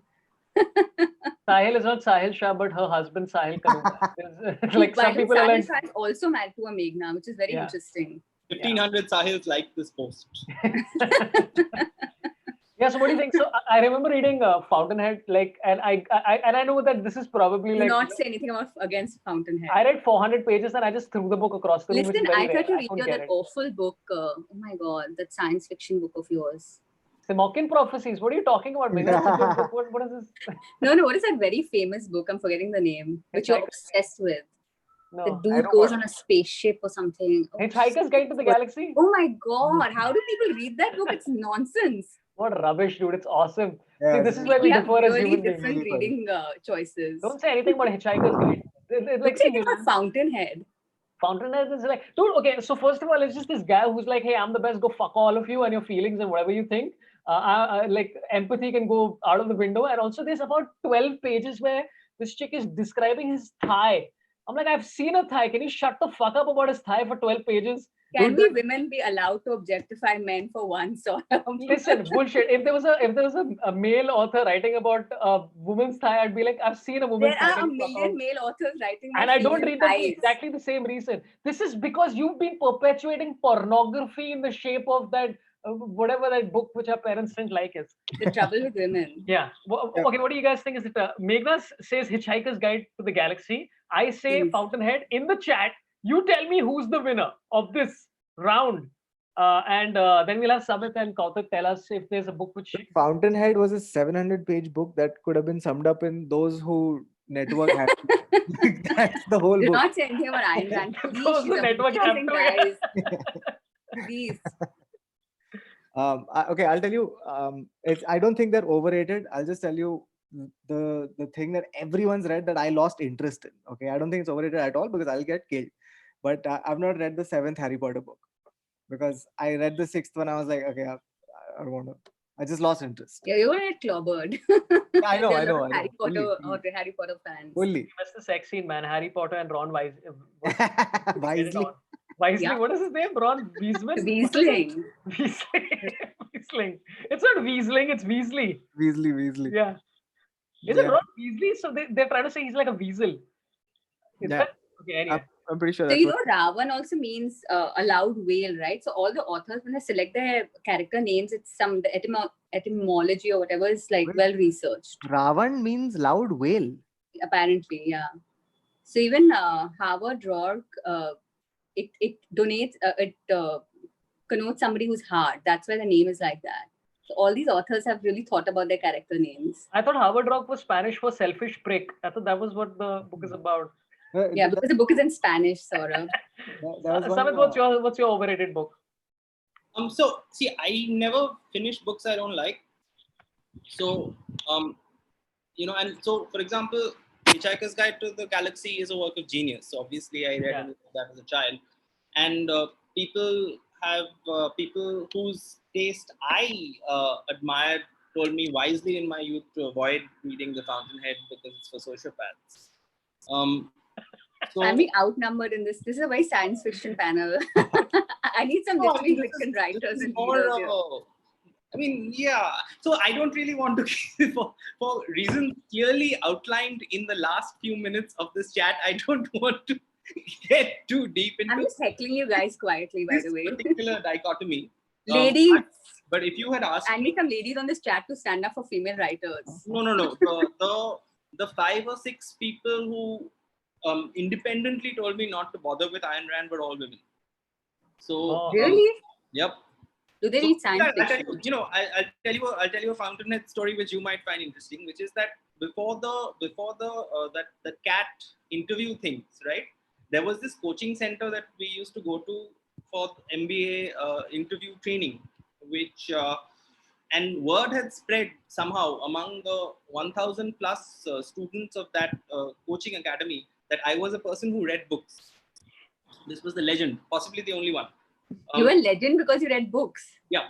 So, oh my God, what training coaching? But the MBA institute for some reason was not.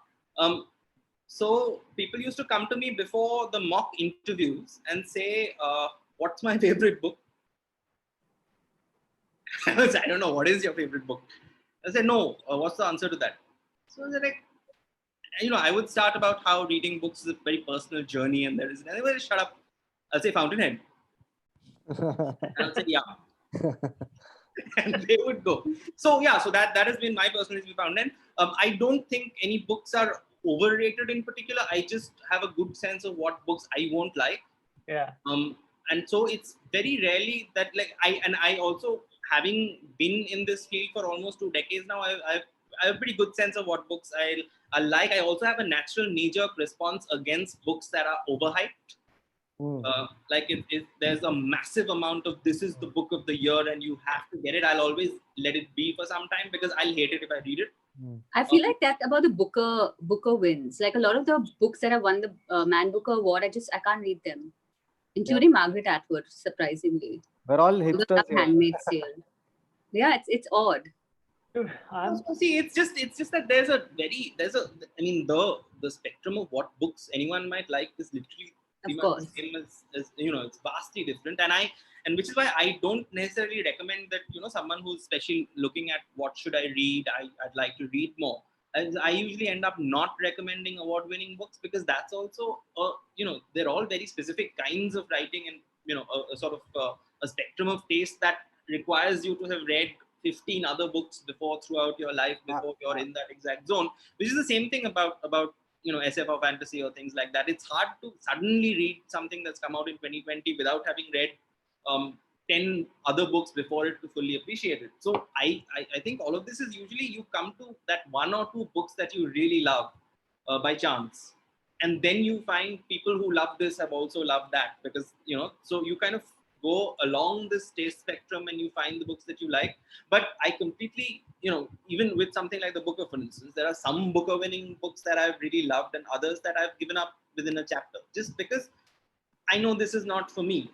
And why should I waste time with a book, however well executed or well written or beautifully crafted it may be? No one is going to tell me now that, oh, this is a great book, and if you don't like it, you're shit. Yeah. It is basically like I agree. I think overrated it's all a personal choice. Like, I mean, Meghna is completely wrong. We all know this. And Hitchhiker's Guide is a great book. I think that's proven now. By the way, guys, I'm a big fan of Sorabh Pant's writing. Dude, Yeah. There's someone. Okay. I've edited all your books. Yeah, you genuinely have. You literally have been the second editor on all my books so far. I'm an amazing sister, Sorabh. Just confess it, finally, on record. I can only imagine that Meghna editing Sorabh's book is a very conflict-free, harmonious process. Yeah. Can you imagine the fireworks that gone? He's like, I'm amazing. Don't tell me anything. Okay, somebody's going mental on the chats. Somebody just said that KRV Sai says, I love Meghna Pant because she likes Fountainhead. Well done, man. See, guys. And somebody's asking, Dan Brown books are great too. Dude, I enjoyed all the Dan Brown books. Yeah. For fun. I like Da Vinci Code. I've not read the others, but I enjoyed Da Vinci Code. Fun. Yeah. Okay, you know what? I decided to do an interesting experiment for absolutely no reason in the middle of this chat, which is that I decided to go to Goodreads. And the reason I do this is because I was doing a lit discussion with somebody, and one of the questions they asked me is like, "Hey, sir, Goodreads rating are very low, so how are you here?" I'm like, "What the fuck? What a massive insult this is!" So I just want to read everybody's. Let's compare our ratings, okay? So let's start with, for no reason. I don't think people go to Goodreads anymore, by the way. Dude, there are lots of ratings for you, by the way, and for Samit specifically. And then I thought that there'd be some for me, but they're not enough. It's not that. I mean, it's not such. It's not an indicator of anything anymore, honestly. No, I mean, it used to be earlier, maybe 5-6 years ago. Not anymore. In fact, now but it's not like everyone is on Goodreads, and a very small percentage of people actually goes and rates books or writes reviews for them, right? Which is why those whole industries kind of develop around that as well. So I don't know. I mean, I think India is quite big on Goodreads for certain sets of books, like for the whole young adult set and for romance. I think there's a lot of Indian participation in Goodreads, but for Litfic and SF fantasy, I don't know about crime. I don't think it's such a widespread thing. I'm not sure. I think romance is a genre that cuts across all ages and trends. So if you're looking to write and you can write romance, I know I can't. I'm too cynical to write romance. But if that's something that you can do as a writer, it really sells. And it sells through the ages. I don't think it defies all trends. So I think that's a good genre if you're writing fiction. So since all of you are concerned with the Goodreads ratings, let me just tell you that it's really like very persistent. The average, okay, so Samit is like is usually 4.1, 3.5, 4, 3.7, etc. Meghna is 3.5, 3.8, 4.5, 4.3, 3.9, 4.3. Who's 4.5? Which book? How to Get Published is 4.3. And 4.5, another version of How to Get Published is 4.5. I'm telling you guys, write non-fiction. It just really does speaks for itself. It does all your work for you. Kautuk Srivastava, Red Card is 4.25. Sorabh Pant is 3.33, 2.96, and 3.19. Yeah! Whoa! I don't know why I read this, just to make myself feel I don't bad. either. Yeah. Okay, I want to talk to you guys about LitFest. Kautuk, have you ever done a LitFest? I haven't done a LitFest. I've been to that, and they're fun. I have a couple of Richard Flanagan stories which I would love to tell you. Richard Flanagan. Who's Richard Flanagan? Richard Flanagan is a author of this book, very famous book called Narrow Road to the Deep North. It's a Pulitzer Prize winning or Booker Prize winning, one of them. And this guy was on stage in the Jaipur Lit Fest, and he's like, books are the only media that can speak truth to power anymore. Then he paused and he says, because we don't make any money. He was right, because there were, I think, 50 people listening to him, and there were 200 people at Jaipur Lit Fest. Yeah, Jaipur Lit Fest. Because there you get like 800 people easy. Yeah, and there was Was it on a weekday? I think so. But there were basically just more people at the Keventer stall than there were at Richard Flanagan's Truth to Power session. So I mean, in his defense, the blueberry milkshake is damn tasty. I mean, let's be honest. It's true. No, but it's also with Jaipur, a lot of the things that happen is that a lot of when you see a packed house in Jaipur, and you feel very validated, a lot of it is because people are just resting their feet. Like a lot of people just go to, like they can't get a seat at the main lawn, so they go to one of the other things and they just sit there all day, even if they have no interest or knowledge of the 5 or 6 panels that are going to happen in quick succession. But I remember doing various panels. One is looking at the audience as one does if, say, a co-panelist is not super interesting. And a lot of them are just people who are clearly just resting. Yeah. Or they're taking selfies. I saw a lot of students just like they wanted to be seen at the Jaipur Lit Fest. But it's really interesting. I got trolled funny. I was like, a funny arrived by that parody account of GLF. What is that account? Yeah. Insider, GLF Insider. They're damn entertaining, man. It was they trolled me. They found me annoying apparently. And I was very thrilled by just the attention of it all. I was like, yes, I have arrived. I may be annoying according to them. But I'm convinced it's a woman from Delhi. Huh. Because there was a lot of bias towards positive bias towards the Delhi authors, and all the Bombay authors were trolled so badly. So it was an interesting. I think we should give some context. Inside GLF is every time GLF rolls around, every author and everybody in the media and stuff like that, or everybody who follows GLF, I literally just go on Inside GLF and enjoy the fun and insanity. I do think that it's fun. Yeah, but I'm not too sure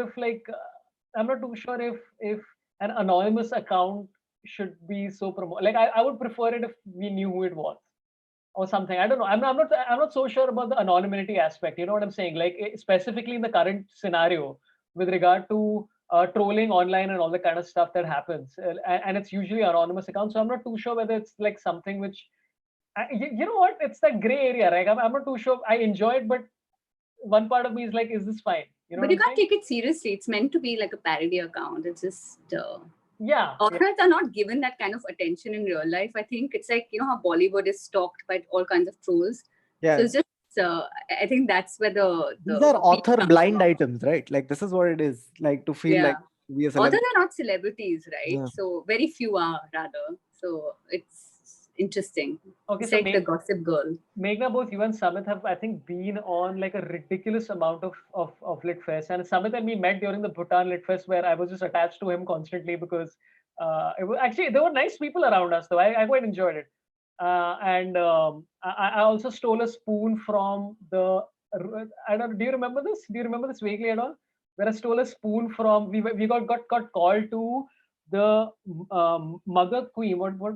What's her official title? Mother Queen of Bhutan. Queen Mother of Bhutan. And we went there and... Sorry, we've been to Bhutan.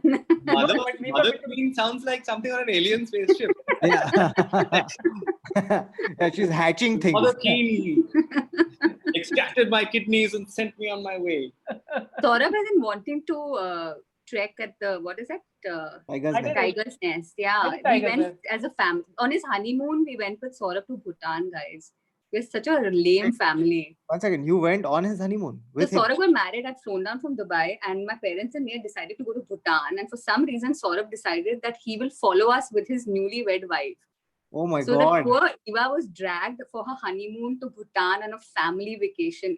I felt so sorry for her.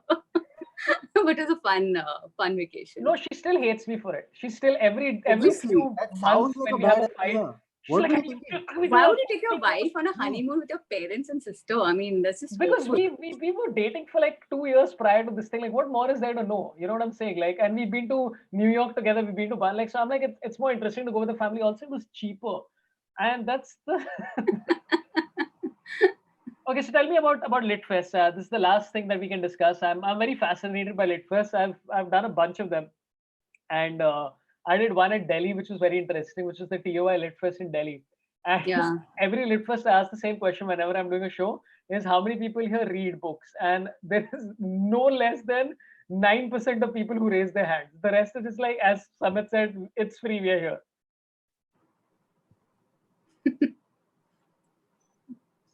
Bangalore is a very good place for LitFest. I went for the TOI Bangalore LitFest and Pune. Those are two cities I found and Chandigarh.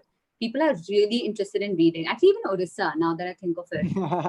Yeah, so Bombay's, I felt like was more just for the commercial or the LitFest, but Delhi also, I felt like people do read. So I think maybe with the exception of Bombay, I have found that people do actually read. Yeah. I don't know, that was my experience. I may be completely wrong though.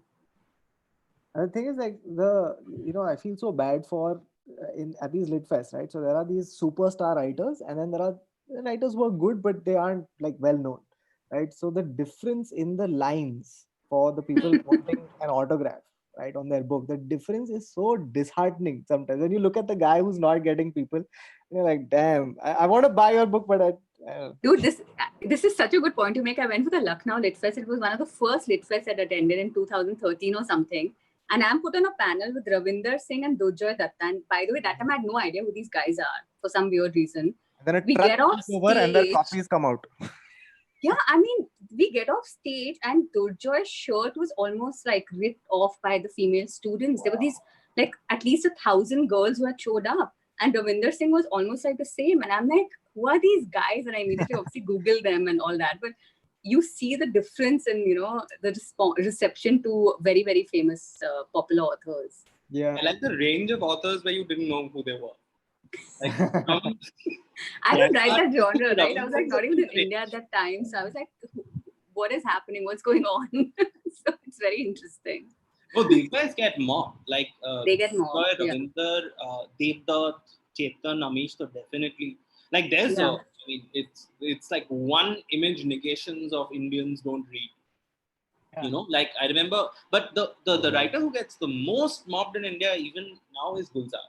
Like the kind of I mean in Jaipur there again this is not a live conversation, but in Jaipur there's so many kind of world famous and Indian super famous authors who just threw hissy fits because of the signing queue that Gulzar got.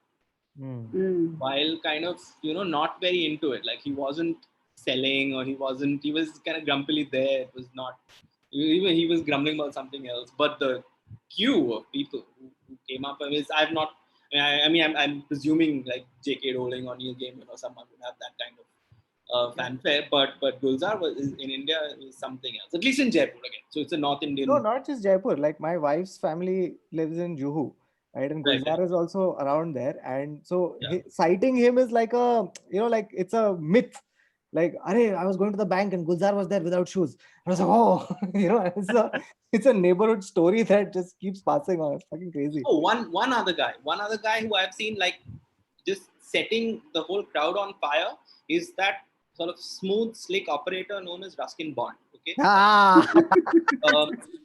was one time where Ruskin Bond and I were in a panel in Lamatnia Girls' School in Calcutta. Wow. And so I, as usual, reached early. So I was sitting in the staff room chatting with the teachers. And before Ruskin Bond entered the auditorium and all the glass shattered at how much the schoolgirls screamed for him, Ruskin Bond walks into the staff room, right? And these ladies, these teachers, like all the people who are terrifying hundreds and thousands of students year after year, they turn into Beatlemaniacs. Yeah. I was just taking photos of them with Ruskin Bond for far too long. But Ruskin Bond isn't an author. He's syllabus. Like for them, he's board verified. Ask the author what he meant when he said. Sir, question 2B. Yeah. But he's an old man, like he's 80 something, right? Like, I mean, the response of people everywhere were losing their minds over him, and him just being like, calm down. It's like God speaking down to his citizens, right? Listen, nothing like that, okay? He's very in the moment. He's super close with everyone. He's a complete operator. Isn't he on Facebook now? Because I got a friend request from him, and I'm convinced it's obviously one of those spam accounts. But it seems to be pretty. Is it? I don't know. Yeah, Masuri must be getting pretty lonesome. I mean, like, he needs friends. Yeah, I got a Facebook friend request from Ruskin Bond. I'm like, something's amiss here. But it looks legit.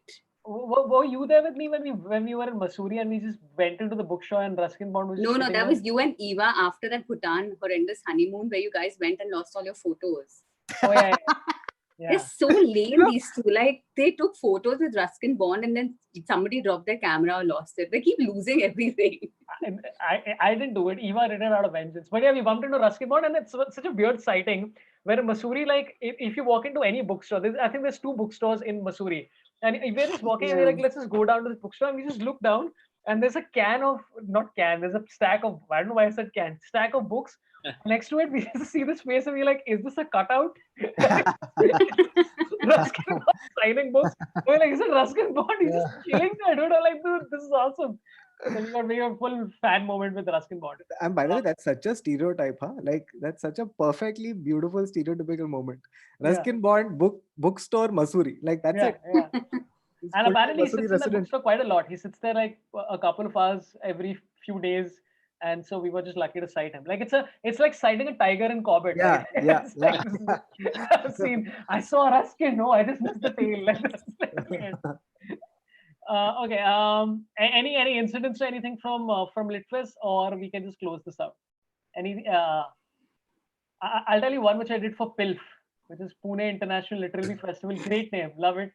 I've done PILF twice, and it has been a fascinating. They're not coming to Mumbai anytime soon, right? Because dude, Kautuk, I did every variation of this joke possible. I did Mumbai. I did Greater Mumbai. I did every possible. But that the show you did with Sahil at PILF was brilliant. Yeah. It's one of the best shows you've done. I loved that show on literature and books. Remember? I don't know if it was like ages back. Dude, I hosted the Crossroad Book Awards, I remember. And I did jokes. I don't know if Samit was there, but I remember. I was there. Yeah. And I did jokes, like just small jokes on every single person. And the weirdest part was that I had to read out the winners of some award. And so there's a cue sheet, which I always go through, right? Because you're a professional host, you go through a cue sheet. I'm like, are you sure these are the winners? They're like, yes. And they had a small teleprompter as well, right? And they had written down there that announcing the next presenter is MD of Raymond's or whatever. So I said MD of Raymond's. And there were 30 people sitting here whose jaws dropped to like the end of the universe. Because they're like, he's CEO. I'm like, you've written MD. What the fuck do you want me to do? So then the running joke became that I was calling everybody a CEO just to fuck with people, right? Because whatever. Anyway, I come to this one cue card to announce one of the winners, and the cue card and the teleprompter has a different name as the winner. Oh my God. Yeah, what do you like? Yeah, so what I literally went like, I'm like, hey, who's the winner of this thing? And because there were so many minor screw-ups which tend to happen in any event, you got away with it as a comedian because people are like, look at him, and still to date, I have authors asking me like, that was a good joke you cracked. I'm like, that wasn't a joke. It's just a screw-up that happened. So wait, in the end, Moonlight won, right? Yeah, Moonlight won. Anyway. Talking of PILF reminds me how I got into this at PILF. Sorabh and I were both by sheer coincidence attending the same year. And there was some panel where the moderator was insulting female writers and I was losing the plot. And Sorabh comes in and he's like, shh, calm down. So Sorabh's always trying to keep me out of trouble because even when I tweet something, sometimes I ask him, I'm like, is this too controversial? Because I'm happy to be controversial, but he's kind of, I think, more practical than I am. So he's always like telling me, like, take it down a notch, don't be controversial. So that was the one time I remember you being like, don't get into fights with chauvinist pigs, I guess. I don't know. But that guy was on his own trip, yeah. Like he was just like he was just going on this like unnecessary. Oh yeah, he was hosting a panel with you. Was with you, right?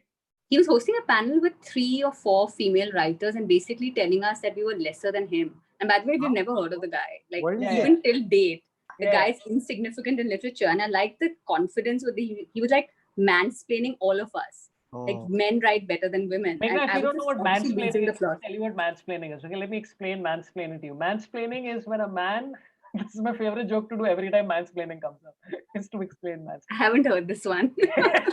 I'm scared. Okay, I think this has been fun. And there was one question that came from someone. One second. I just want to take this last question, then I'm out of here. Arnab Banerjee gave $20 just because learning starts for me every day at 11 a.m. India time. Love this stuff. Thanks a lot, man. Really appreciate it. You're a good man. And since you've given so much today, I'd be happy to give you tickets for whenever my next show is. And he's like, I don't want it. Go fuck off. No, but any last closing words that you'd like to say about like I was thinking about this where I've written 3 novels. I'm working on the 4th, and every time I wrote a novel or a story, it's mainly writing for myself and hoping that somebody likes it. Whereas with stand-up, it's completely different. With stand-up, there is a lot of people-pleasing quality, and I think the transition which will happen to me becoming genuinely a good comedian is to do it for myself. So do you guys write for yourself, or is there ever like, is it's just a story you want to tell, or is it that, no, this will work? Sorry, Kautuk, you go. I was just thinking that that's so true about stand-up and writing, where with stand-up, one of the other things, someone like my editor at Penguin was telling me that you're uncannily good at feedback, and I was like, yeah, I'm a stand-up comic. Like you get feedback every 4 seconds, and then you have to fucking change things, right? And you have to listen to what people say constantly. So yeah, that is true. And the other thing is that I realize with me, what I do is I write the books that I can't find, that are hard to find. Like I'm working on this story, which is a crime comedy whodunit, because that's the kind of story I like, and I don't find too many with the exact tone that I want. And so I'm like, fuck it, let me just make it. So I feel like that for me, that's the best sort of way to figure out whether I want to tell the story or not. Like, is this something that I like and I can't find? Samit? No, entirely agree. Like the books are for me, in the sense that, and I think, and I mean, once you worked in 4 or 5 different fields, I think what an easy delineation that happens is that if it's a work for hire project, you are working for the studio or producer or client or whatever. If it's something that you own, like a book, then it's for you. Now, obviously, in that you learn to get a better sense of what publishers want and what the market wants and so on, and you factor that in until the point you start planning and writing the actual book, because that's the only space where it's just you, right? So there are so many better ways to make money that when you're writing a book, at least for me, when you're writing a book, it has to be yours, even if it's not about you. So it's a very clean divide for me that way. Obviously, I'm happy if more people like it, but that's not why I'm doing it. And I think like a lot of people have asked Sorabh and me why they're so creative. Like people are like, what did your parents feed you guys? And I actually thought back about it and I realized that my mom has never made a normal meal. Like she's always been a working woman, right? She's like retired. We've never been grown up with like green chapatis, and aloo would not look like aloo. It would look like, I don't know, lokki. It was just all very odd food. So we never got normal food. And, we'd find instead of the freezer, we'll find phones in there or lipsticks in there instead of ice. I don't know, everything was very upside down. So my mother wanted to be a painter and my dad wanted to be a singer, but because of practical reasons, they had to make money. They became income tax officers instead, both of them. So I think that's They're where the writing creativity different kind comes of books.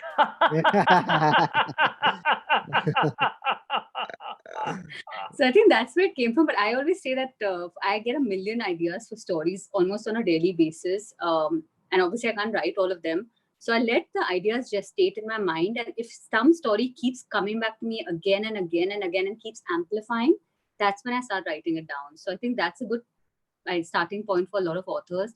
And you cannot ape somebody else's voice or genre or style. So find your own voice. Like just because mythology is trending, don't try to write mythology. Write what comes to you, and the journey it takes after that is its own fate. So I think I keep telling people the love that you get from just finishing a piece of work is the reward in itself. So don't try to look for other awards. So like the Gita says, you do things for the for the action, but not for the consequences of the action. So I think that's where, for me at least, writing, just getting a story down is the reward itself. Sorry, this took me very long to think. I'm very sleep deprived. I haven't slept in 6 months with a baby, so that came out a bit longer than expected. So did you get an advance for the baby, or was it like self-published? What? Okay. It's a self-published baby. I forgot to take this super chat from Hyperbole, $200. I used to wake up my roommate in middle of the night to narrate my dream and make a story around it. He'll one day compile all my dreams, short story. They're very vivid. I don't have that roomie now. This sounds like this person murdered their roommate. Yeah. I read about Twinkle Khanna and Abhishek Bachchan last night for some reason with Chiki Sarkar. I don't know what the connection is. So What? Yeah, some really random, like we were all in some very stylized version of Singapore. What is a stylized really bizarre dreams. But yeah, sometimes I've got stories from dreams. It's true. My China story was from a dream, but of course nobody wants to publish that. Listen, I'm just saying if anybody wants to write, okay, I'm not saying that like I just find the time. If you actually want to write a book, just find the time. I wrote Wednesday Soul again, for whether it's good or bad or whatever. I had 4 freelance jobs that I was doing at the same time. I used to wake up every morning at 5 o'clock. I used to write from 5:30 to 7:30 pretty much every day for like I think about 6 or 8 months doing exactly that. Then go to work and then all that kind of stuff. So if you want to find the time, you will find the time. Action involved. Please be prepared for it. It's not your first thing is not going to work. Your third thing is not going to work. There's the very chance your fifth, sixth, seventh thing is not going to work. Just keep writing and doing it if you want to do it, man. Yeah, chances are that you're the first and only person to recognize you're a genius. So the rest of the world will. I always say be prepared to work very hard, because a lot of people have talent, but they're not willing to be patient or to work towards your dreams. So don't short sell yourself. Just be prepared for a lot of hard work, because none of this has happened without a lot of hard work and sacrifice. It's actors, writers, and stand-up comedians, right? Like who are the biggest rejection junkies of all. Now, like in many ways, like writers have it the easiest of all of these three, because at least like people are not rejecting you live. Yeah. To your face. Passive aggressive rejection. There is the difference of there's the filter of text. Like and this is why I would never have the courage to become a stand-up comedian or actually an actor. Not that anyone has asked, but it's just that the idea of like, I mean, one has faced millions of rejections, I think, over the decades, but at least it's not initially your face. Like it's not happening right in front, which is why I think the combination of stand up and writing is just an act of insane courage, or you like it. I think being a comedian is an commitment to poverty. Yeah. Like, it's your adventure sport, because it's really like such a diverse range of rejection you can get if you combine these professions. I just realized Nawazuddin Siddiqui was rejected for longer than he's been successful. It's like the point where you think I've been out of school for longer than I've been in school. Yeah. No, but there's a quote from Samit which I really liked in one of the recent interviews, where he said, "Writing is a field where the only victory is survival." And I was like, that fits like not only writing but like any kind of the army, creative. On that note, while you're talking to us, Sorabh? No, I'm not Googling. I just had stuff saved. I'm multitasking. Okay, just last thing. If there's anything else you guys want to say, or if anything you want to plug, right to the end, please go ahead. If there's any books that are out, anything that's out, please. I want Sorabh Pant to say that I love my sister in public. And she's the best. Instead of insulting me in public every single time. I love my sister's brother. Twist. She's the best. Oh, Tara's come. My daughter's entered the room. It's okay. It's okay. We're ending. Huh? Anything you guys want to plug? Anything that's happening? Yeah, this was sitting on my desk for this very moment. Please buy Red Card. I also do a series on Instagram called Table for One. So in case you want to check that out, that's there. And yeah, that's it. That's all I'd like to plug. And I think Meghna is the better sibling. So there. Oh. Thank you.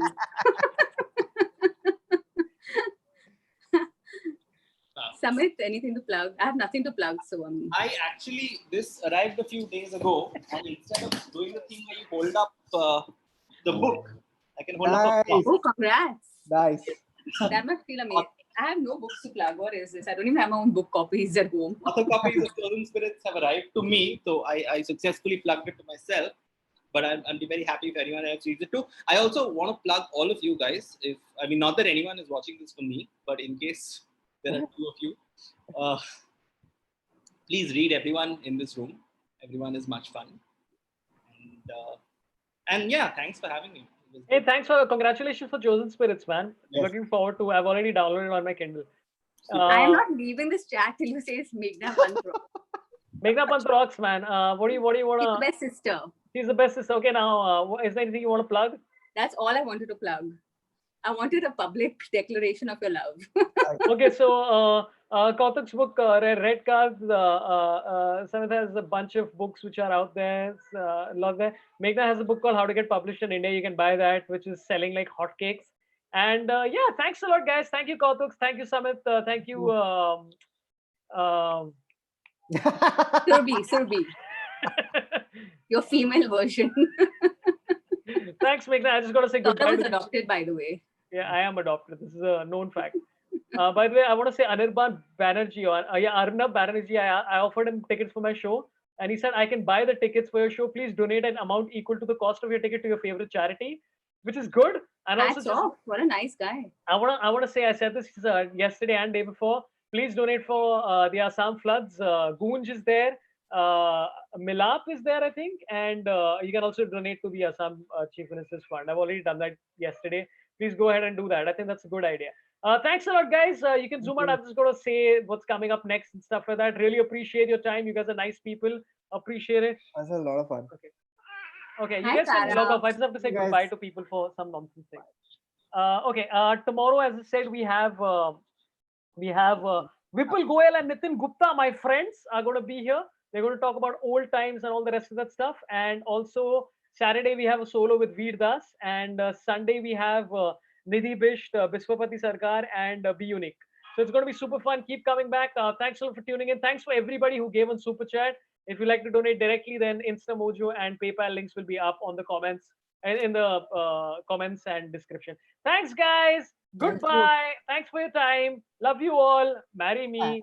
Yeah. Miss you much. Bye.